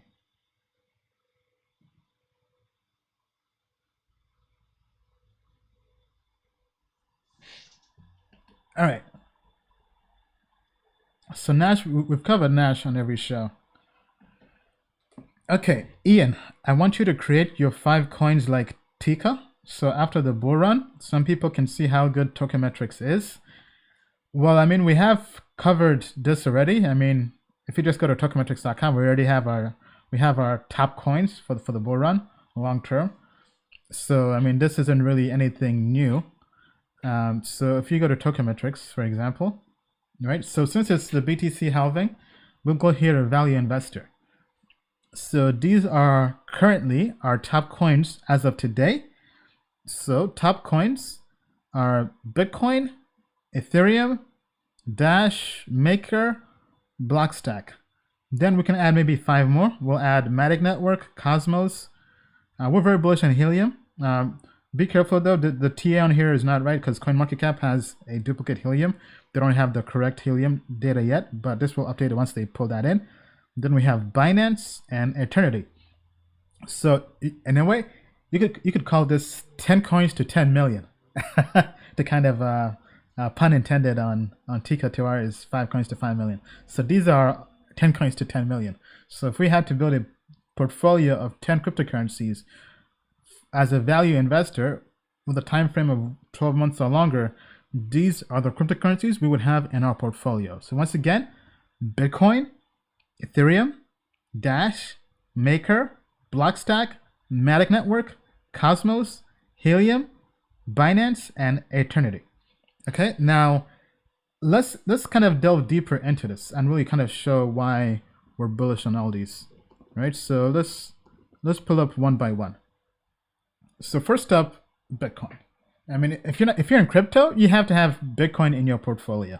Obviously, not financial advice. We're not telling you to go out there and buy, do your own research. However, I mean, Bitcoin is a staple for any crypto investment portfolio long term. Whether you think Bitcoin has peaked or the gains are not there versus altcoins, it's still, in our opinion, should be part of any crypto portfolio. All right, and then same thing with Ethereum. You should have Ethereum in your own portfolio. Ethereum gives you access to smart contracts. It also gives you access to DeFi. If we go to DeFiPost.com, you can see here, we've had almost $1 billion locked up in the DeFi, in decentralized finance. So Bitcoin and Ethereum are, in our opinion, vital for any crypto investor to have in their portfolio. Then, moving on, we have Dash, right? So let's pull up Dash here. Sorry, let me just pull up Dash Crypto. So Dash.org. For those who don't know, Dash is it's digital cash, right? It lets you use cryptocurrency very fast. It comes from an earlier fork of Bitcoin, but it's faster, right? Faster transaction speed. It's meant to be used online for payments and transactions, and it also has privacy involved, right? So it's also partly a privacy coin. So we think having this in your portfolio, based on our research, at least as of today, this is May 10th, before the Bitcoin halving, definitely does make sense. Dash has also been it's performed relatively well this year already, right? So if we pull up Dash here and go to its performance year to date, so I'm going to pull up the performance metrics. It may have dropped, but Dash early in the year performed pretty well. Okay, yeah, so year to date, Dash is up 70%, if you can see that. 70% versus Bitcoin. Bitcoin is up 18%. So our portfolio has been recommending Dash since the beginning of the year. It was actually our pick for January. So for anybody out there who's used Token Metrics, you've already made money. I mean, so congratulations to that, right? And if we go back to Ethereum and compare that, for anybody who's been holding Ethereum since beginning of the year versus Bitcoin, you've already made 42% on your money. So 42% versus 18%. So, I mean, those are two wins right there. Then we also have Maker. For anybody who wants to hedge and DeFi, for those who don't know, Maker is one of the cryptocurrencies, part of the Maker DAO. Maker and DAI go together. So you use Maker for the DAO and governance, and then you use DAI for a stablecoin. But when you go to DeFi, MakerDAO is the main platform being used. All right, over half of the money being locked up in DeFi is with Maker. Right now, over 800 million is locked up in DeFi. Over 400 million of that is in Maker. Right, so this is something we believe anybody should have in their portfolio. And then, just to show you how powerful and how bullish we are in DeFi, let me pull up this chart. Right, if you just Google DeFi Lego, we get this. Yeah, here's the image I'm looking for. Right, just kind of show you. This gives you exposure to DeFi. So think of this as the DeFi Lego stack. So we have Ethereum, which is a smart contract platform. Then you have Maker as the DApp, the decentralized application being built on top of it. Then you have everything else being built on top of that, right? So our portfolio for 10 coins to 10 million is basically giving you exposure to Ethereum. It's giving you exposure to MakerDAO, right? So it's already off on a win with that. Now let's look at the performance metrics for Maker. So Maker hasn't performed well this year because of the flash crash. So for anybody who got in early, you lost 25%. However, if you use Token Metrics, when the price of Maker today is what? $328. So during the flash crash, when MakerDAO dropped below $800, our models told anybody who's a customer, they were very bullish on Maker.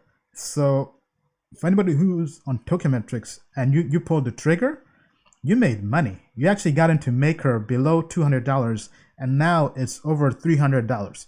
So as we like to say, take my money. Shut up and take my money. Right, so you're already in the green, right? So you're already making money on that if you had Token Metrics. If you haven't yet already, we highly recommend you go to tokenmetrics.com to sign up and become a smarter investor. We have a 14-day free trial. Okay, so the fifth coin in our portfolio for 10 coins to 10 million, Blockstack, the first Reg A approved, but I would say Reg A qualified token by the SEC. So this is really one of our small altcoin plays. Okay, this is still very early, still very experimental. Year to date, it's down 3%, but definitely we think, in our opinion, worth having in a investment portfolio, right? So if I pull this up here, Blockstack.org is their site. Blockstack is really trying to become like the next Ethereum. So they're secured by Bitcoin. They use Bitcoin's proof of work to secure their own blockchain, and definitely one worth keeping an eye on.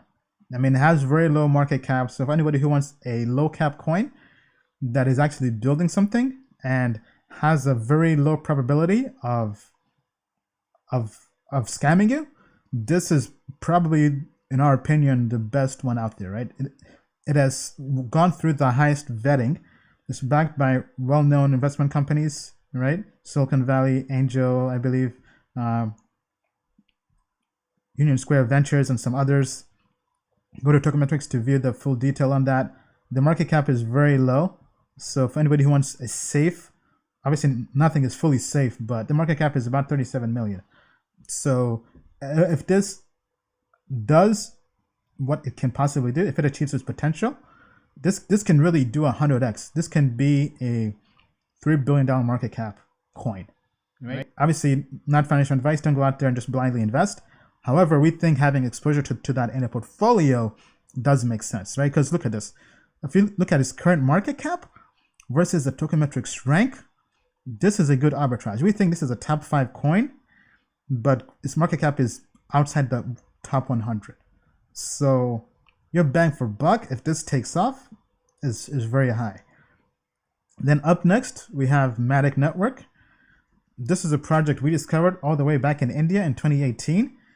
So this was a project we were very early on. They won our Crypto World Tour event. Coinbase Ventures invested in them. So most people think it's going to get onto Coinbase. It's already on Binance. Year to date, it hasn't really performed too well, only 7%, but they will be launching staking. And for anybody out there who also wants a low cap coin, this, in our opinion, is definitely one worth also putting in your portfolio, right? For those who don't know what they're doing, let me pull it up here. So they're helping Ethereum dApps scale, right? So kind of like what Luma's doing. Luma, in a way, is now pivoting to a different model, but this is a good hedge to have something that can help dApps scale. Obviously, with Ethereum 2.0, this might not be needed anymore. Who knows, right? But however, this is still one, in our opinion, worth having in your portfolio as a hedge to help with Ethereum scaling. Moving on, we have Cosmos. Cosmos has not had a great year so far. Obviously, there was a scandal where one of the founders left the project. However, in our opinion, for anybody who wants exposure to a blockchain that gives you, let me pull this up here, that gives you exposure to a blockchain that's interoperable, Cosmos, in our opinion, is the best blockchain out there for that. I mean, just to show you how widely, this is the most widely adopted interoperable blockchain at the moment. Binance uses this. When Cosmos launched, all the major exchanges listed this project immediately. Binance, OKX, Huobi, all of them. I mean, so the technology is solid. It's just an issue now with really the governance and the founding team. However, we do think having this in a portfolio does make sense. You can check this out by going to cosmos.network. And I mean, this is the most widely used Internet of Blockchains. So it connects other blockchains to each other, right? And Tendermint, lots of projects are using Tendermint underneath. Now, I know Enigma, which is a Ethereum infrastructure protocol, they pivoted to Cosmos as well. So definitely worth keeping an eye on that and worth having exposure to that. Then Helium. Helium, now ignore the market cap here because CoinMarketCap is pulling in the wrong information. But Helium.com is a product I've been bullish on. This is not even trading anywhere yet. So if you want something pre-market, if you want exposure to that, actually, sorry, it is trading now. Recently, it was listed on Biloxi, I believe. This is building a decentralized internet hotspot for IoT devices. So you buy this device. I do have this device. I have been mining this for a while. It's just plug and play. It's kind of like a router. You plug it in, you download a mobile application, and it takes your internet connection and it shares that on their network, and it builds a decentralized internet that other IoT devices can use. Right now, it's only available in the US, but they will be launching internationally, I believe, soon. Right? They're in over 745 cities across the US. So I think definitely worth keeping an eye on this one and having exposure to this. This is really the only project I've been using. Right? Investors include Coastal Ventures, Google Ventures, USV, Multicoin Capital, Silicon Valley Angel, a project we're personally very, very bullish on. So having exposure to that, and as part of this 10 coin to 10 million, we think is definitely something somebody should do. And then number 9, Binance BNB. We all know Binance is the biggest cryptocurrency exchange out there. It's been performing very, very well. This isn't really a shocker to anybody. It gives you exposure to an exchange. Then lastly, this one, pretty surprising to some people, Eternity. So this is a project that our development team really, really likes. So let me pull it up here real quick. Now, honestly, I'm no expert in this project. I just know our team likes it a lot, because looking here at this, if we look at this here, fundamentals are decent and they like the technology a lot. Okay, so our developer really likes the technology. He thinks it's good. This is a blockchain for scalable, secure, and decentralized apps. So it's really just a hedge to a different blockchain system. Feel free to go to their website, eternity.com, check out what they're doing. Go to tokenmetrics.com and view the report on this. But as you can see here, I mean, we definitely, our development team is definitely very bullish. They're competing with Dash, Stellar, EOS, and Tron. This one is meant to be a lot faster. But yeah, so to kind of sum up, that wraps up our 10 coins to 10 million. Let me know what you think. Just to kind of give a recap once again: top 10 coins to 10 million: Bitcoin, Ethereum, Dash, Maker, Blockstack, Matic Network, Cosmos, Helium, Binance, and Eternity. Now, I was saying all these cryptocurrencies will get you to $10 million. Obviously not, right? But I think that if you have this perspective, right, let's kind of add this as a caveat. 10 coins to 10 million in 10 years. Yes, I said 10 years. You have to have a long-term mindset. This is not in 10 days, 10 months.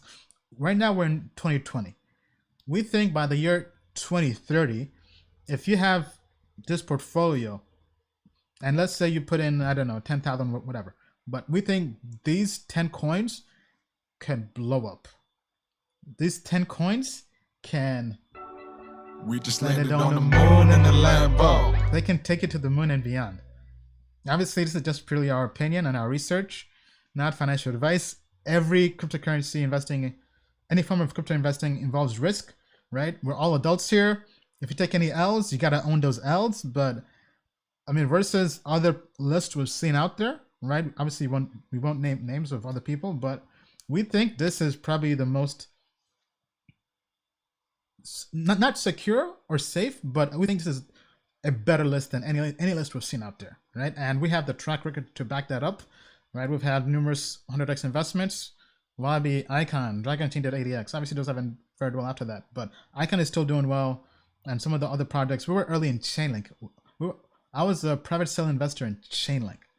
Chainlink is now top 20. So actually, speaking of that, if we go to, let me pull up CoinMarketCap.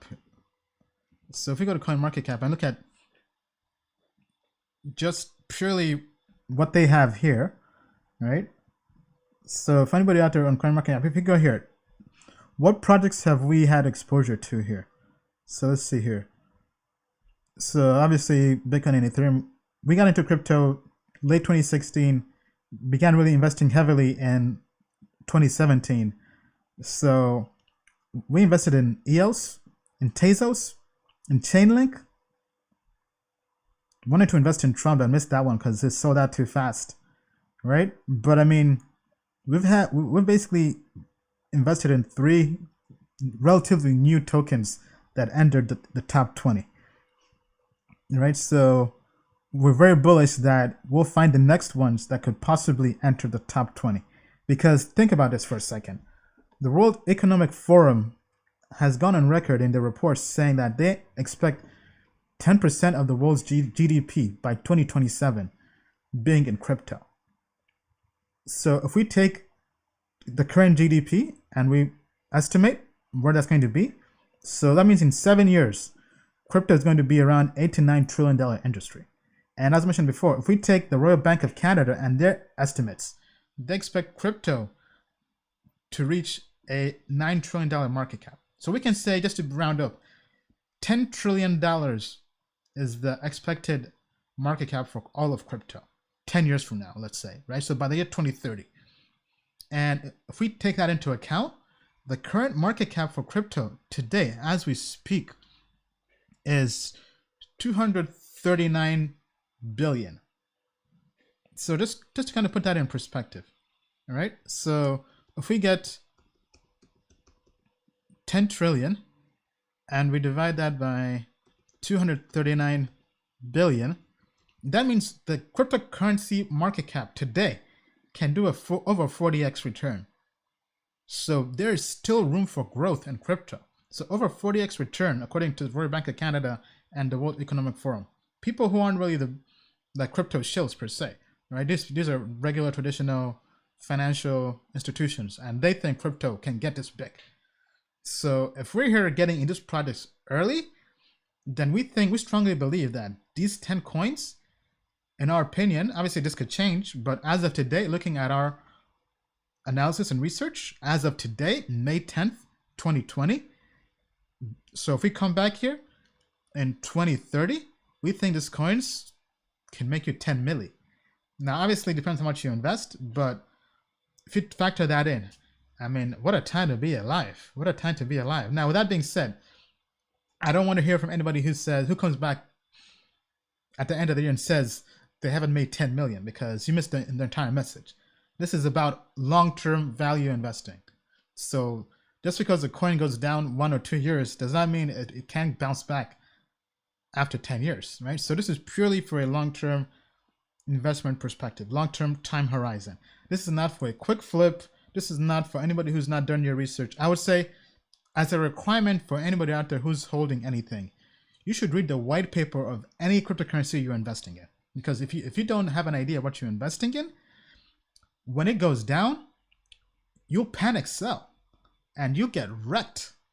And as we like to say, if you take any L's, please do not mention our name, right? So do your own research, read the white paper, right? So that when you go in with confidence and you have the balls of steel to hold through during those rocky roads, right? Those rocky moments. And that's something everybody should do. But let us know what you think. Is this list better than any list you've seen out there? Is it legit? Or are we completely off point? Have we missed the mark? Let us know down in the comments below. All right, let me check in with the comments here and see how we're doing. Loved your interview with Mike back in the day. Haha, still crazy how much you made. Man, well played. Thank you, thank you. What are some good wallets for them? I'm not sure what you're talking about. I mean, wallets, Ledger Wallet is a good one. Hardware wallets are definitely recommended. If you want software wallets, Trust Wallet is a decent one as well. Matic Team says ETH2 will scale even further with their platform. Okay, that's good to hear. That's good to hear. Excuse me. Chainlink isn't all glitter and glam. Yeah, I mean, we think Chainlink is actually overhyped versus what people think. That's why Chainlink is not on our list. Your thoughts on JST token TRX, which will compete with MakerDAO? We haven't looked at it yet, but not really. I mean, I don't expect us to be bullish on it just from looking at what I've heard, but I haven't really done anything deep on it, so I can't really fully make a comment on that. Thoughts on Hex? We've shared our thoughts on Hex before. I mean, we're not bullish on the project per se, but we mentioned that for anybody who already had Bitcoin and didn't claim the Hex, that was a no-brainer. I mean, it was free money. It was basically an airdrop, and we're not going to turn down any airdrops. So free money is free money. So we were, I think, one of the few people who didn't outright call it a scam. We just said, don't put your own money into it, but definitely do take that free money if you had Bitcoin and take that free claim. Why not Ripple? Well, I mean, Ripple, I mean, just you can go to tokenmetrics.com to view our full report on it, but Ripple is not really a top 10 coin in our opinion. I mean, the XRP is not really being widely used. So as a value investor, it's not something we would put our money in per se. All right. Okay. All right. So let me see if we have any other questions here. But good question. Whoever asked that. All right. Do you believe in coin hunting in order to discover new prospects? Or is it a better idea to simply stick with the proven coins that are the most secure to invest in? So we definitely do believe in coin hunting. I mean, our entire platform, tokenmetrics.com, is designed for coin hunting. I mean, so we eat our own dog food. Because coin hunting is how you get those projects before anybody else invests, right? So we do believe in the more well-known coins like Bitcoin, Ethereum, Dash, all the Binance, BNB, all those are definitely worthwhile in having in any portfolio. However, we also believe that you have to have some exposure to low cap coins, because looking at the financial academic literature, low cap coins have been proven to outperform in the long term, right? If you look at factor-based investing, do the research, right? Low cap is one of the 5 factors, right? So let me see if I can pull this up here, right? So 5-factor investing. So low cap, if you go to the literature, because I did have this somewhere, right? So I definitely recommend you look at, anybody out there can do research on this. So these are the 5 factors when it comes to investing, right? So you have value, you have size, you have momentum, you have volatility, quality, dividend, yield, other, right? Then you still have growth, inflation. But so size has been proven to contribute to alpha, right? You can go through and do all the research. Let me see if they have more on this here. So here, right? Size. With size, i.e. small cap strategies, the focus is on the shares of small companies. So this is looking at stocks, but we think that this can apply to crypto as well, right? So the focus is on the shares of small companies in the expectation that they will outperform those of large companies. This relationship was first demonstrated in a study by Rolf W. Bands in 1981. Subsequent studies confirmed these results. There are several explanations for the size factor, right? I mean, so basically size has been proven to work. All right, let me see if they have any other more information on this. All right, but in general, low cap investing does work. It's been scientifically proven to work. However, the caveat is it has to be low cap value investing. You can't just go out there and invest in any low cap coin. Right? You have to find low cap investments that are value. Right? Meaning, what is value investing?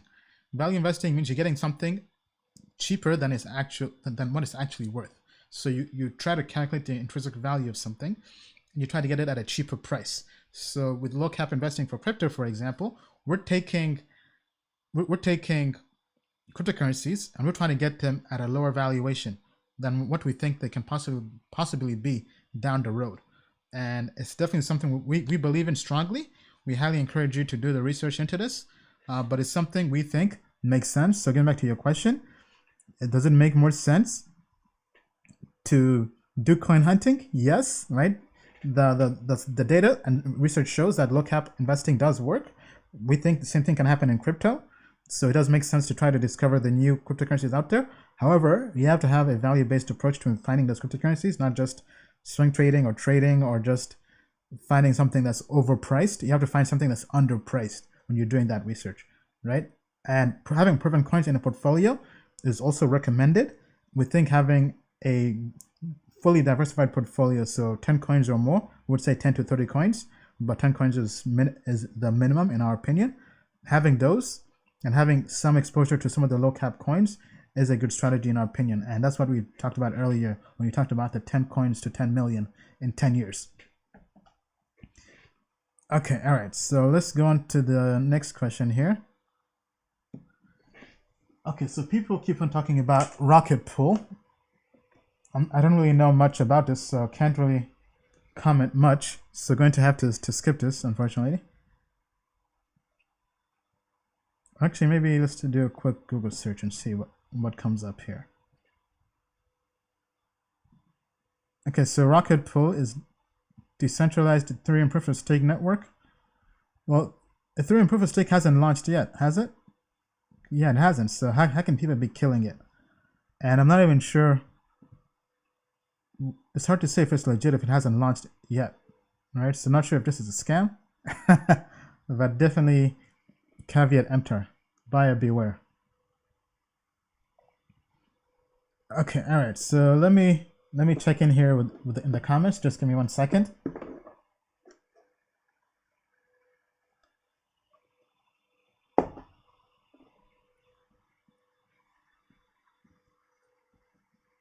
All right, so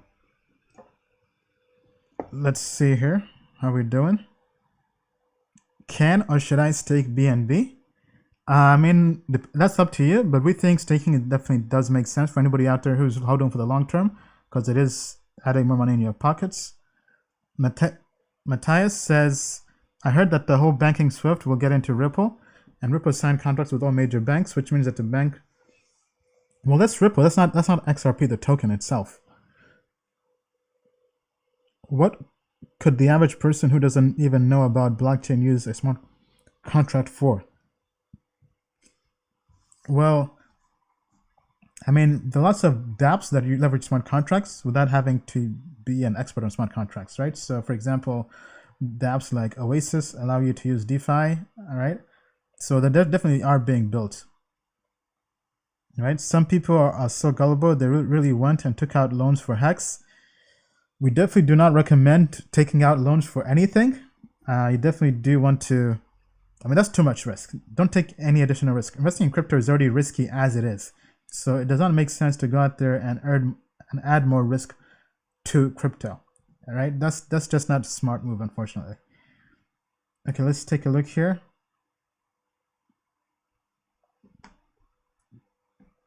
Crazy DeFi token did 10x already. Going to be a competitor to DAI. Vitalik and Mike Pompliano have already said good things about it. Check it out. Called XDAI. Okay, I think this is the one that got listed on, was it BitMax? So I haven't really looked into it much yet, unfortunately. So XDAI chain. I see this is going straight to the documentation. XDAI is the ideal cryptocurrency for everyday payments and transactions. Fees are extremely low. Payments are instantaneous, and the value remains stable at $1 per XDAI. Okay, you see here XDAI on blockscout.com, Blockchain Explorer. Okay, I mean, I haven't really looked into this, so can't really comment much on this, unfortunately. All right, so going on to the next question. Next big altcoin for 100x. I wasn't here during 2017. Well, I would say just watch the videos. I mean, we just talked about our 10 coins to 10 million. So we kind of already covered that already. So we're going to have to skip that one. Ian, when will you be able to do active portfolio management? So I'm assuming you're talking about using Token Metrics. So good question. That is something we're working our way towards. So first thing first is building the Token Metrics indexes. And we've been testing them through our API. And so far, they've been working out pretty well. We haven't yet done integration into the website. But I mean, we're very excited about the possibilities, right? So let me just pull this up here. Just give me 1 second. Actually, I can't pull it up here because I'm not logged in. But I mean, look, I can walk you through what we're doing. So we're taking all our ratings and we're breaking them apart into different indices. and we'll then chart them, and so it will be easier for everybody, all our customers, to see the performance of the index versus Bitcoin and other indices, maybe even S&P 500 and others. And we think it's going to be pretty cool. So from testing, our models have been, one of the index has already performed 40% ROI in the last 2 weeks. Obviously, this is still experimental, early stage, but I mean, 40% return in 2 weeks is pretty good. And so we think this is really what people have been asking for, being able to make everything we're doing easier to consume. So we'll be showing the indexes. We'll have probably over 30 indexes. So we'll break it out into having an index for overall grade, for day trader and long-term investor or value investor. Then we'll also have fundamental index for both, technical analysis index, technology index. We'll also do indexes for price predictions, which is something people have been asking for a lot. So for anybody out there who wants to find the top price prediction cryptocurrencies to invest in based on our models, we'll create an index just for that. And we'll track all of these on Token Metrics, and we'll log the different transactions and the portfolios. So basically we're building model portfolios, and then we'll break that out based on different periods for rebalancing. So we'll have weekly, we have monthly, quarterly, and we'll also have annually. So I mean, we think it's going to be good. This is what we think people have really been asking for, because the ratings and everything are nice, but people really just want to know, like, how can we make a portfolio out of this? So we'll be doing that for you, making it very, very easy. So if you haven't yet already, make sure you join tokenmetrics.com. So that's the first step. Once we have that, and that's working, because that's going to be still manual. People will have to make their own trades. But our long-term vision is to get regulated, get licensed with the Securities and Exchange Commission, to then be able to take and manage people's money and build a software-based robo-advisor. So being able to take people's money, invest for them, and make the trades and rebalancing for them. Now, prior to that, one other thing we are possibly thinking about is maybe doing something that's DeFi-based, where it's non-custodial.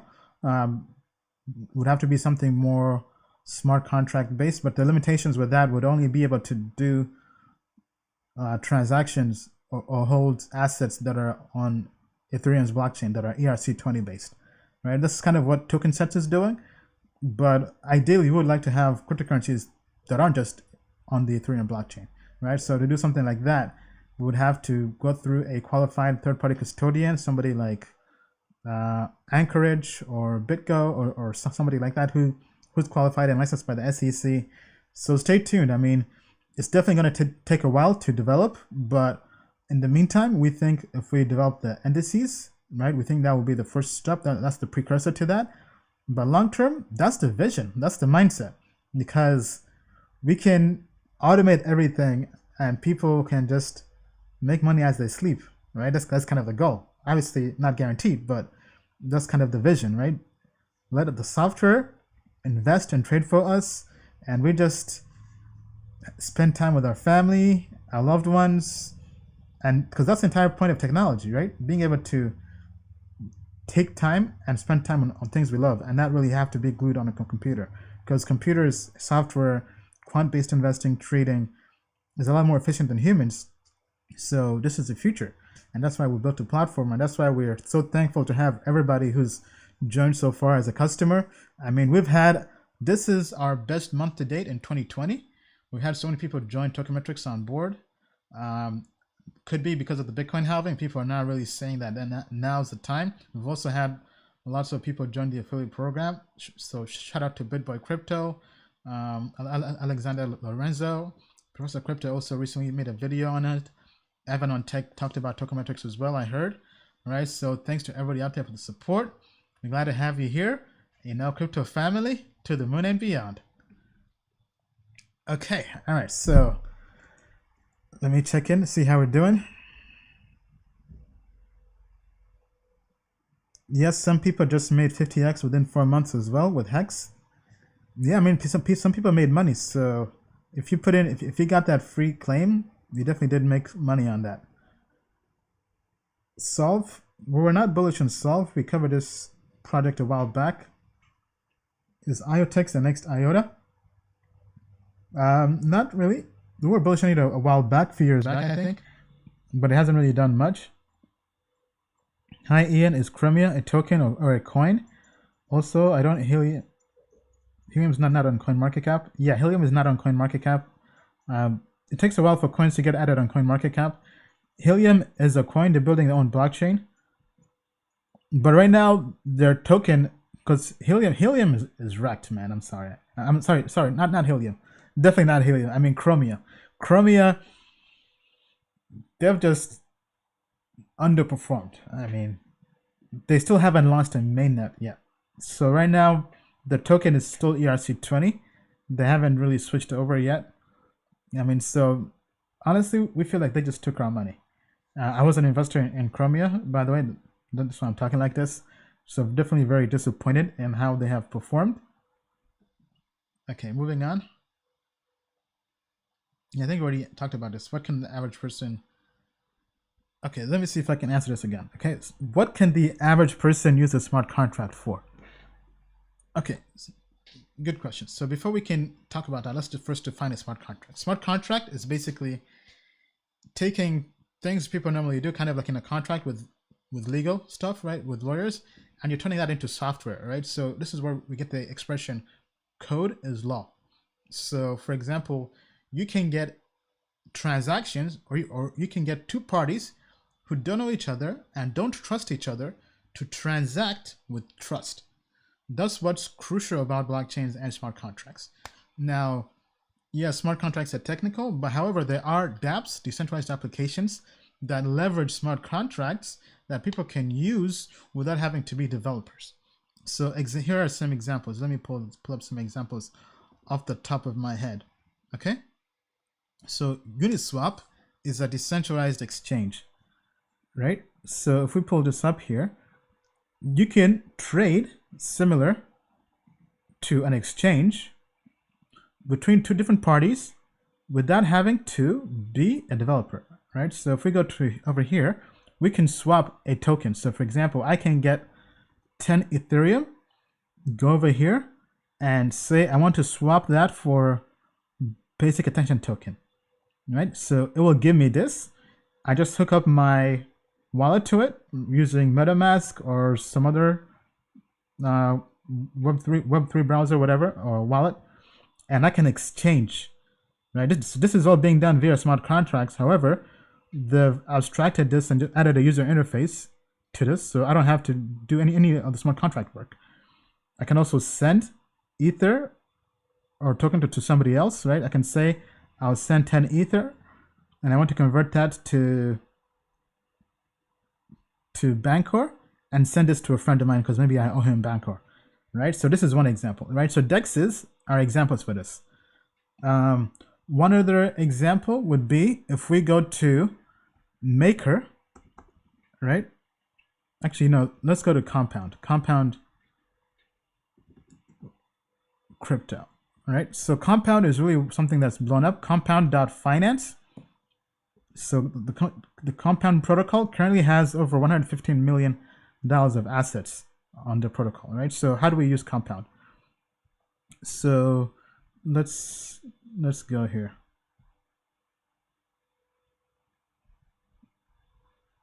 Okay, yeah, this is the app we need to use. Okay, hold on. It's telling me I gotta connect to a wallet. I can't use this without connecting a wallet. Okay, yeah, here we go. Right, so let's say you want to borrow money, right? So same thing with the exchange or DEX, but in this case, everything is decentralized. You can borrow money, right? So I can send somebody 100 Ether or 10 Ether, and it gives me DAI, right? Let's say I would like to borrow DAI by using my Ethereum as collateral. That's one of the example, right? So let's say I would like to use, let's say I have DAI even, right? So on the reverse side, you can lend out your cryptocurrency to somebody else and earn interest on that, right? So those are examples on how people are leveraging smart contracts without having to be experts in smart contracts. Now, the other one I wanted to pull up was DYDX is kind of the same thing, right? It's also an exchange, but this allows you to trade with with margin, right? So kind of like other dexes, but in this case, we're trading by borrowing money and using leverage, right? So if anybody out there who does leverage trading, so let's go over here. All right, so here we can margin trade up to 5x. Then we can also borrow assets, earn interest on crypto, all this good stuff. All right, so in this case, let's say we'd like to margin trade, right? We can go over here, margin trade 5x. Okay, what is this? Custom? Hold up, son. I didn't know they had this. Okay, yeah, 5x is the max. I was about to say, I was like, can you put 100x? Okay, let's say you want to do 4.5. Okay, I see why they have that custom. But yeah, so this is one of the example. This is all based on smart contracts.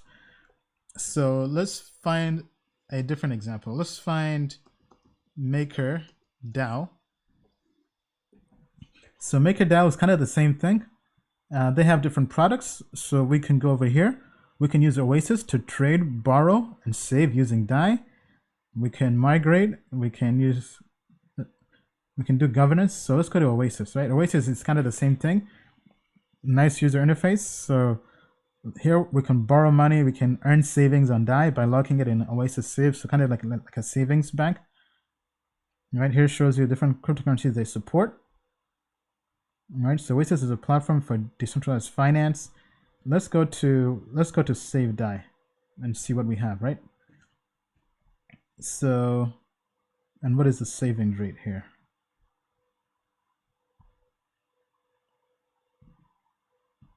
Okay, so it seems I gotta hook up my wallet to that, and I don't want to do that right now. But you guys kind of get the idea, right? You go here, you hook it up, right? I don't have my MetaMask tied to this. Yeah, but that's kind of the idea, right? So going back to your question, what can the average person use a smart contract for? Well, to recap, you can trade, send money, borrow money, lend money, earn savings. There's so many things you can do with smart contracts. And this is really the power of decentralized finance and DeFi. So I highly encourage you to go out there and do research on this, use this, because this is definitely the future, in my opinion. Let me know what you think in the comments down below. All right. Ian, what happened to your hairline? I would say Corona happened to my hairline. And quite frankly, I haven't had a haircut in forever. I mean, since quarantine began. But hey, you know what? The only thing better, the only thing that can fix a not good hairline is is just money in your bank. Right? So right now I'm just focused on stacking money, making money, right? But that was actually pretty funny. Let's see here. Okay, seems we have some trolls here. XDAI, we already covered XDAI.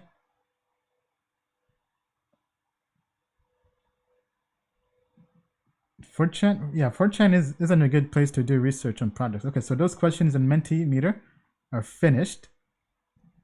And we're getting to the top of the hour. All right, let's check comments and see how we're doing here. What do you think about Algorand? It's an alright project, but not really a project we would talk about the most. It's definitely not in our top 10, but please do check it out on tokenmetrics.com. When do you think mainstream adoption or major adoption will happen? Well, I mean, it's not quite there yet, but definitely a long way to go, but we think it's going to happen. Okay, Crypterium and Tyrion. Tyrion was a project we invested in back in 2017 during the ICO. Got out of it, I think in 2018, but hasn't really done much since then. Crypterium, we haven't really looked much into it. And then somebody's talking about Dubai. I love Dubai. Dubai is my city. I mean, for those that don't know, I had my 30th birthday in Dubai with our entire crypto team, and we had our Crypto World 20 event in Dubai. I love Dubai. I want to go back. Amazing place. I mean, really? Dubai is the place you go when you get 100x. Okay, so next 100x, I'll be back in Dubai. You best believe that. Thoughts on ADA? ADA has great technology. Tech is top 5, top 10 overall out of all the products we've looked at. So good, definitely good technology. Market cap to 8 trillion at the peak by end of 2021. It is logical thinking or too bullish? I think it's probably too bullish. I mean, it will be great if we get there, but definitely does seem too bullish to go there. I mean, because that is a long time. I mean, sorry, a short time, because all the other estimates are saying in 10 years. But I mean, hey, anything is possible in crypto, right? So definitely nice and steady. Missing you here? Hey, what's up, Matthias? Yeah, let's connect next time we're there. I definitely do miss Dubai. I was trying to go to that because they do have a blockchain conference there, but it was, I think, canceled or postponed due to Corona and the pandemic. I mean, I just missed the Crypto World Tour. I mean, because, oh, actually, one thing I did forget to talk about. Oh, man, can't believe I didn't cover this. But just give me 1 minute as I have a drink. Let me pull up TradingView here. All right, so for anybody out there, all of us who are speculators, traders, investors, no matter what you do, we all do like to travel, I would think, right? So let me go to TradingView. This is what a chart I was looking at. So I just have to sign in here. Because one of the cool things about traveling is currency arbitrage, right? So this is what I want to talk about briefly. Okay, all right, so I have logged in. So I'm American, I'm based here in the US, and I would like to know, okay, so I'm American, I'm based here in the US, and I haven't traveled since last year, since October, end of October, when I was in Vegas for Crypto IQ trading event with Charlie Shrem, and I went to Malta first week of November for the Malta AI and blockchain conference. But after that, for the last 6 months, I've been here at home. So I was quarantined before the quarantine. All the conferences I had in crypto and blockchain were canceled. So I've been here at home, not traveling. I mean, I've gone out a few times, but just outdoors playing basketball or to go to mail something at the post office. But everything is closed here where I am in DC, right? And man, I miss traveling. And I said, you know what? As soon as this whole pandemic thing cools off and travel has been open, I want to go somewhere and just vacation and just escape. And I said, where can I go to? And being the frugal person I am, especially now that we're going into this recession, I said, where does the dollar go the furthest? All right, so I began doing my research. And let me share my screen here. So here we're looking at TradingView. Here we're looking at different currencies and how they have performed against the US dollar, right? So we all know the US dollar is the world's reserve currency. It's what's used for trading oil around the world. But I said, okay, what currency has been impacted the most? And I went through, did some research, and these are the currencies I've basically come up with, right? And the first one is the Brazilian real. I think that's how it's pronounced. But at one point, it was, the dollar was up over 40% on the real. But right now, it's 35%. Meaning that if you had, let's say $1,000 beginning of the year, actually this is all the way from November, right? So since November, your $1,000 now is worth over $1,300. I mean, that's free money right there, right? So I reached out to my friend who's based in Brazil, and man, they were saying it's chaos, right? What's going on now with the pandemic? Like the president there hasn't really done much. He's really been acting like the pandemic is not real. And he's saying that he was like, hey man, come to Brazil, I'll host you. If you come to Brazil, you'll be treated like a king because the dollar goes a long way in Brazil. Then I looked at other countries I've been to, other countries that have also had inflation issues or currency crisis. So here we have, this is the Turkish lira. So we know last year and in the past, Bitcoin and crypto has been very, very bullish and popular in Turkey because of inflation. And we see here the dollar is up 23% versus the Turkish lira. Then the Mexican peso as well. The dollar is up 21% versus the Mexican peso, 14.9, almost 15% versus the Russian ruble, 13% versus the Colombian peso. So, I mean, for anybody out there, I mean, yes, it's definitely unfortunate, and I definitely don't want to be distasteful and celebrate on any other countries that are having financial crisis or issues. However, this, if we add Bitcoin to this, right? Because just let's take a look at Colombia. I mean, sorry, at Brazil, right? So for anybody in Brazil, you have lost money just by holding the local currency, right? So you have lost money. You have lost, the dollar is up 35% versus the Brazilian real. So how did I calculate this last time, right? So you would have been better off putting your money into Bitcoin, right? Let's assume you had $1,000. How do I calculate this? Just give me 1 second here.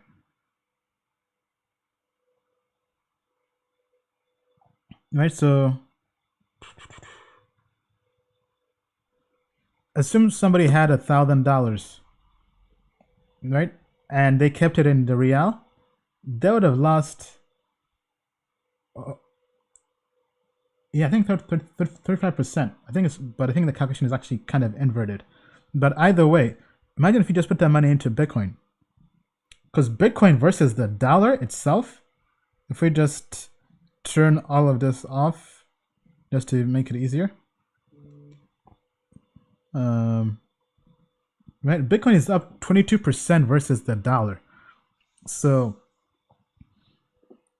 if you had, if you had 1,000 real, I'm just trying to see.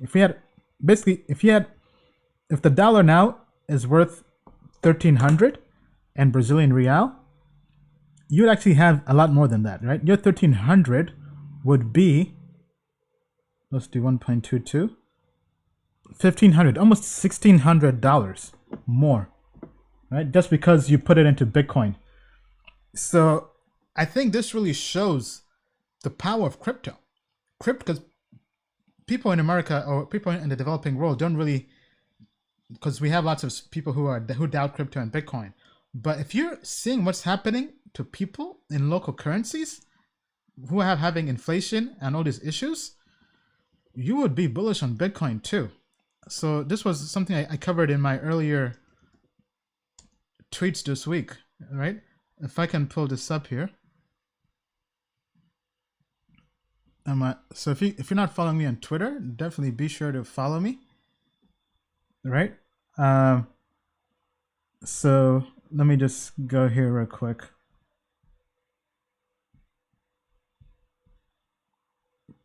Okay, where is this? Yeah, here's my tweet storm where I talked about this. Right? So the example I gave was with the US dollar and Brazilian, right? And the Mexican peso. Right? So here's an example.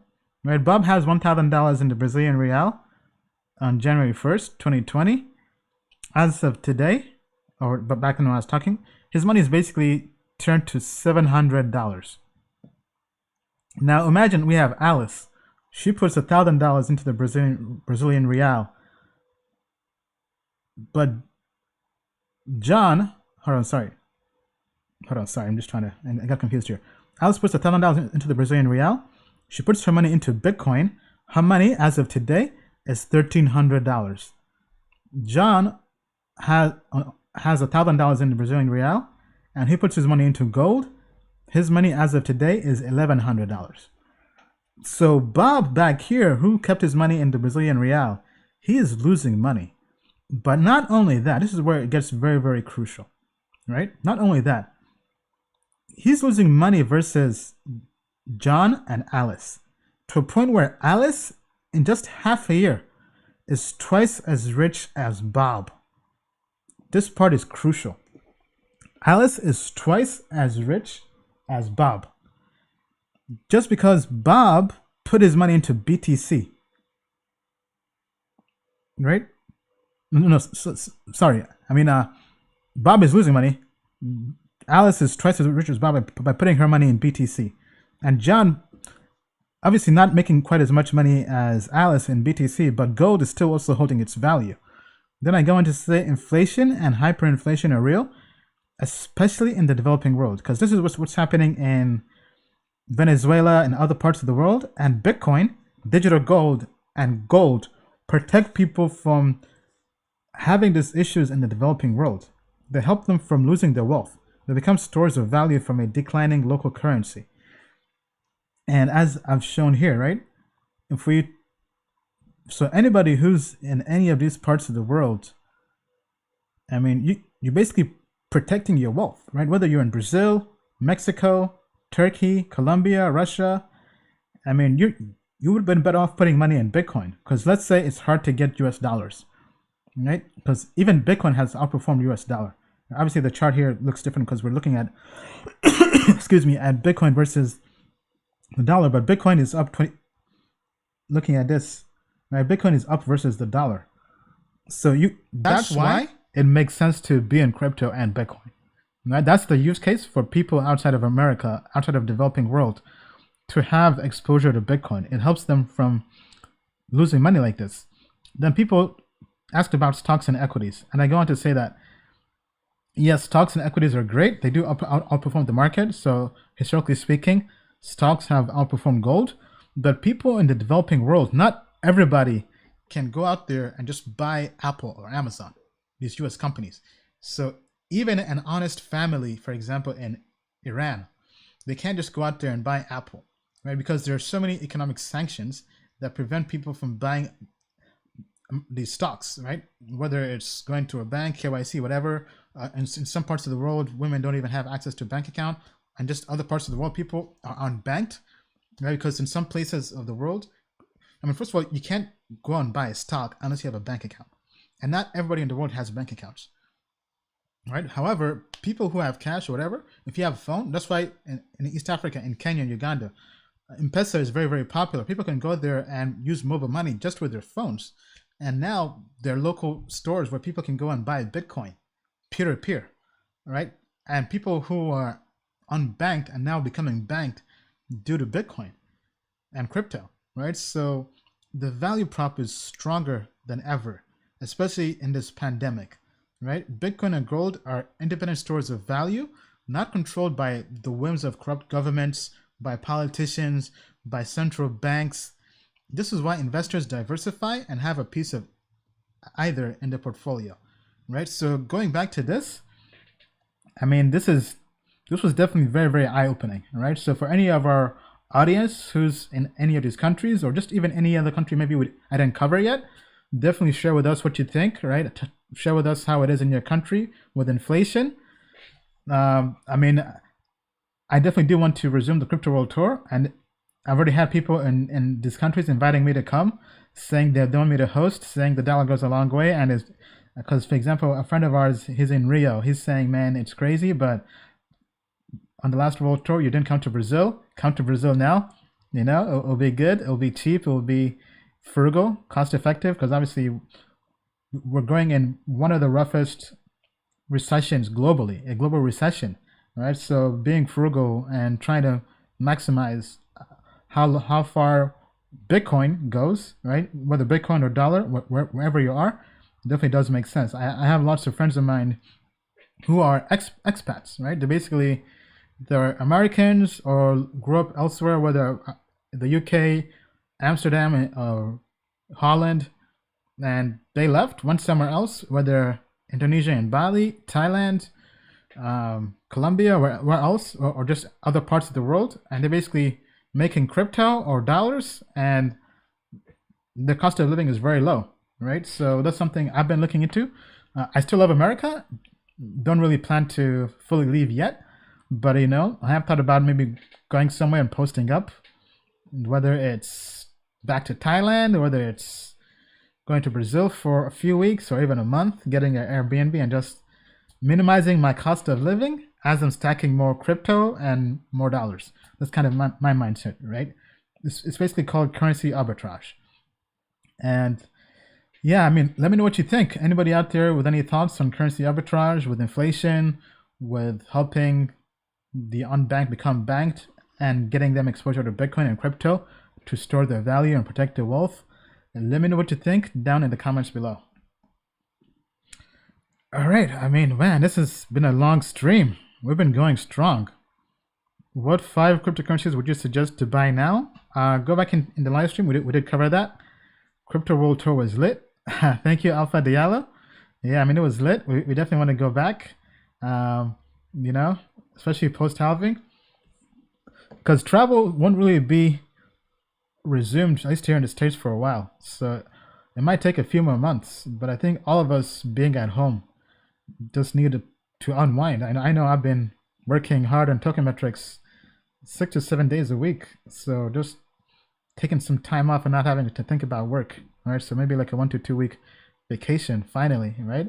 I think is due and in store. All right, well, I mean, it's been a long time, long live stream. Thank you to everybody who's been tuned in. Be sure to like, subscribe, share with your friends, crypto family in the house. Thank you for everything. It's been a pleasure. And I mean, this is the last live stream, the official one. I know last week I said that was the last one, but I forgot. This is now the last one. Next live stream will be in a post-halving world. Is Bitcoin going to crash? Is it going to the moon? I mean, as we talked about earlier, right now our models are neutral. They were bullish up until the halving, but now we're neutral. Long term, we're obviously bullish on Bitcoin and crypto long term, but we're saying for the next few weeks, it's neutral. So meaning that if you're in Bitcoin, hold and wait and see. If you're on the sidelines, hold and wait and see. Wait for a bigger inflection point or wait for a bigger moment of truth. With that being said, I mean, stay safe out there. Don't panic sell. Practice good investing and research. Be sure you're subscribed to tokenmetrics.com for more research. We'll have, for all our customers out there, as mentioned, we'll be doing a private Bitcoin halving webinar where we answer your questions and we just celebrate the halving. It's going to be Monday. Let me just double check. Yeah, that's like in less than 6 hours. Actually, it should be Tuesday. Maybe I got the dates wrong. Let me just confirm that, just to make sure we have it here. Actually, no, sorry. So it's going to be Tuesday, 5 a.m. Eastern time. That's 5 a.m. in the morning. So, you know, if I'm getting up 5 a.m. in the morning, it's going to be something, because I don't sleep till like 4 or 5 a.m. So I probably won't sleep. I probably just sleep during the daytime. Then also Tone Vase invited me to join his Bitcoin halving live stream. So I'm probably going to hop in for that as well. He's doing a 12-hour live stream from, actually, I think it's Monday. Yeah, Monday, 12 p.m. to 12 a.m. So I'm probably going to hop on for that as well, in and out. But with that being said, we just landed on the moon in a Lambo. Thank you, crypto family. It was beautiful having you all here. As usual, stay safe. And as we like to say, the moon is not the limit. To the moon and beyond. Thank you so much, everybody. Have a good time. We'll see you next time. Crypto family in the house.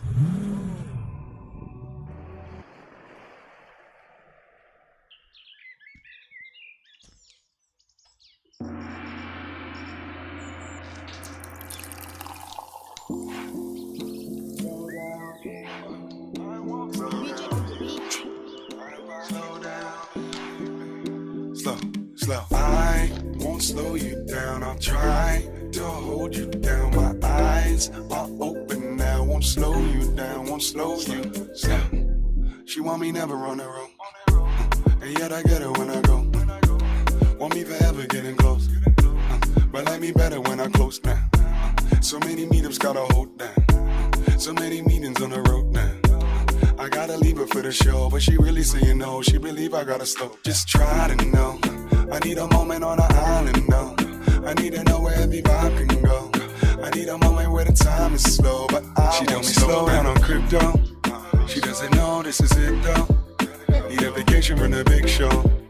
Need a vacation from the get-go.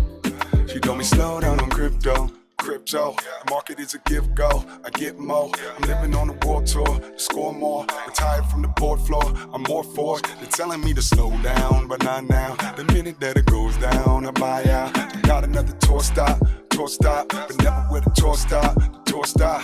I just try to know. I need a moment on the island, though. I need to know where every vibe can go. I need a moment where the time is slow, but she told me slow down on crypto. She doesn't know this is it though. Need a vacation from the big show. Need a vacation from the get-go. She told me slow down on crypto. She doesn't know this is it though. Need a vacation from the big show. Need a vacation from the get-go. She told me slow down on I won't slow you down. I'll try to hold you down. My eyes are open now. Won't slow you down. Won't slow you down.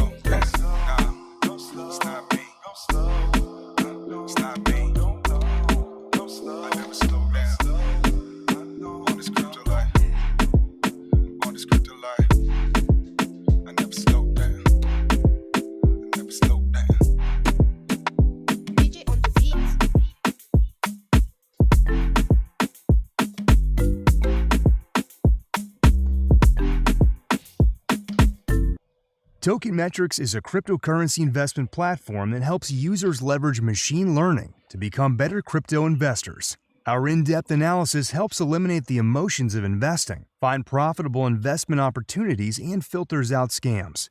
Learn more at tokenmetrics.com.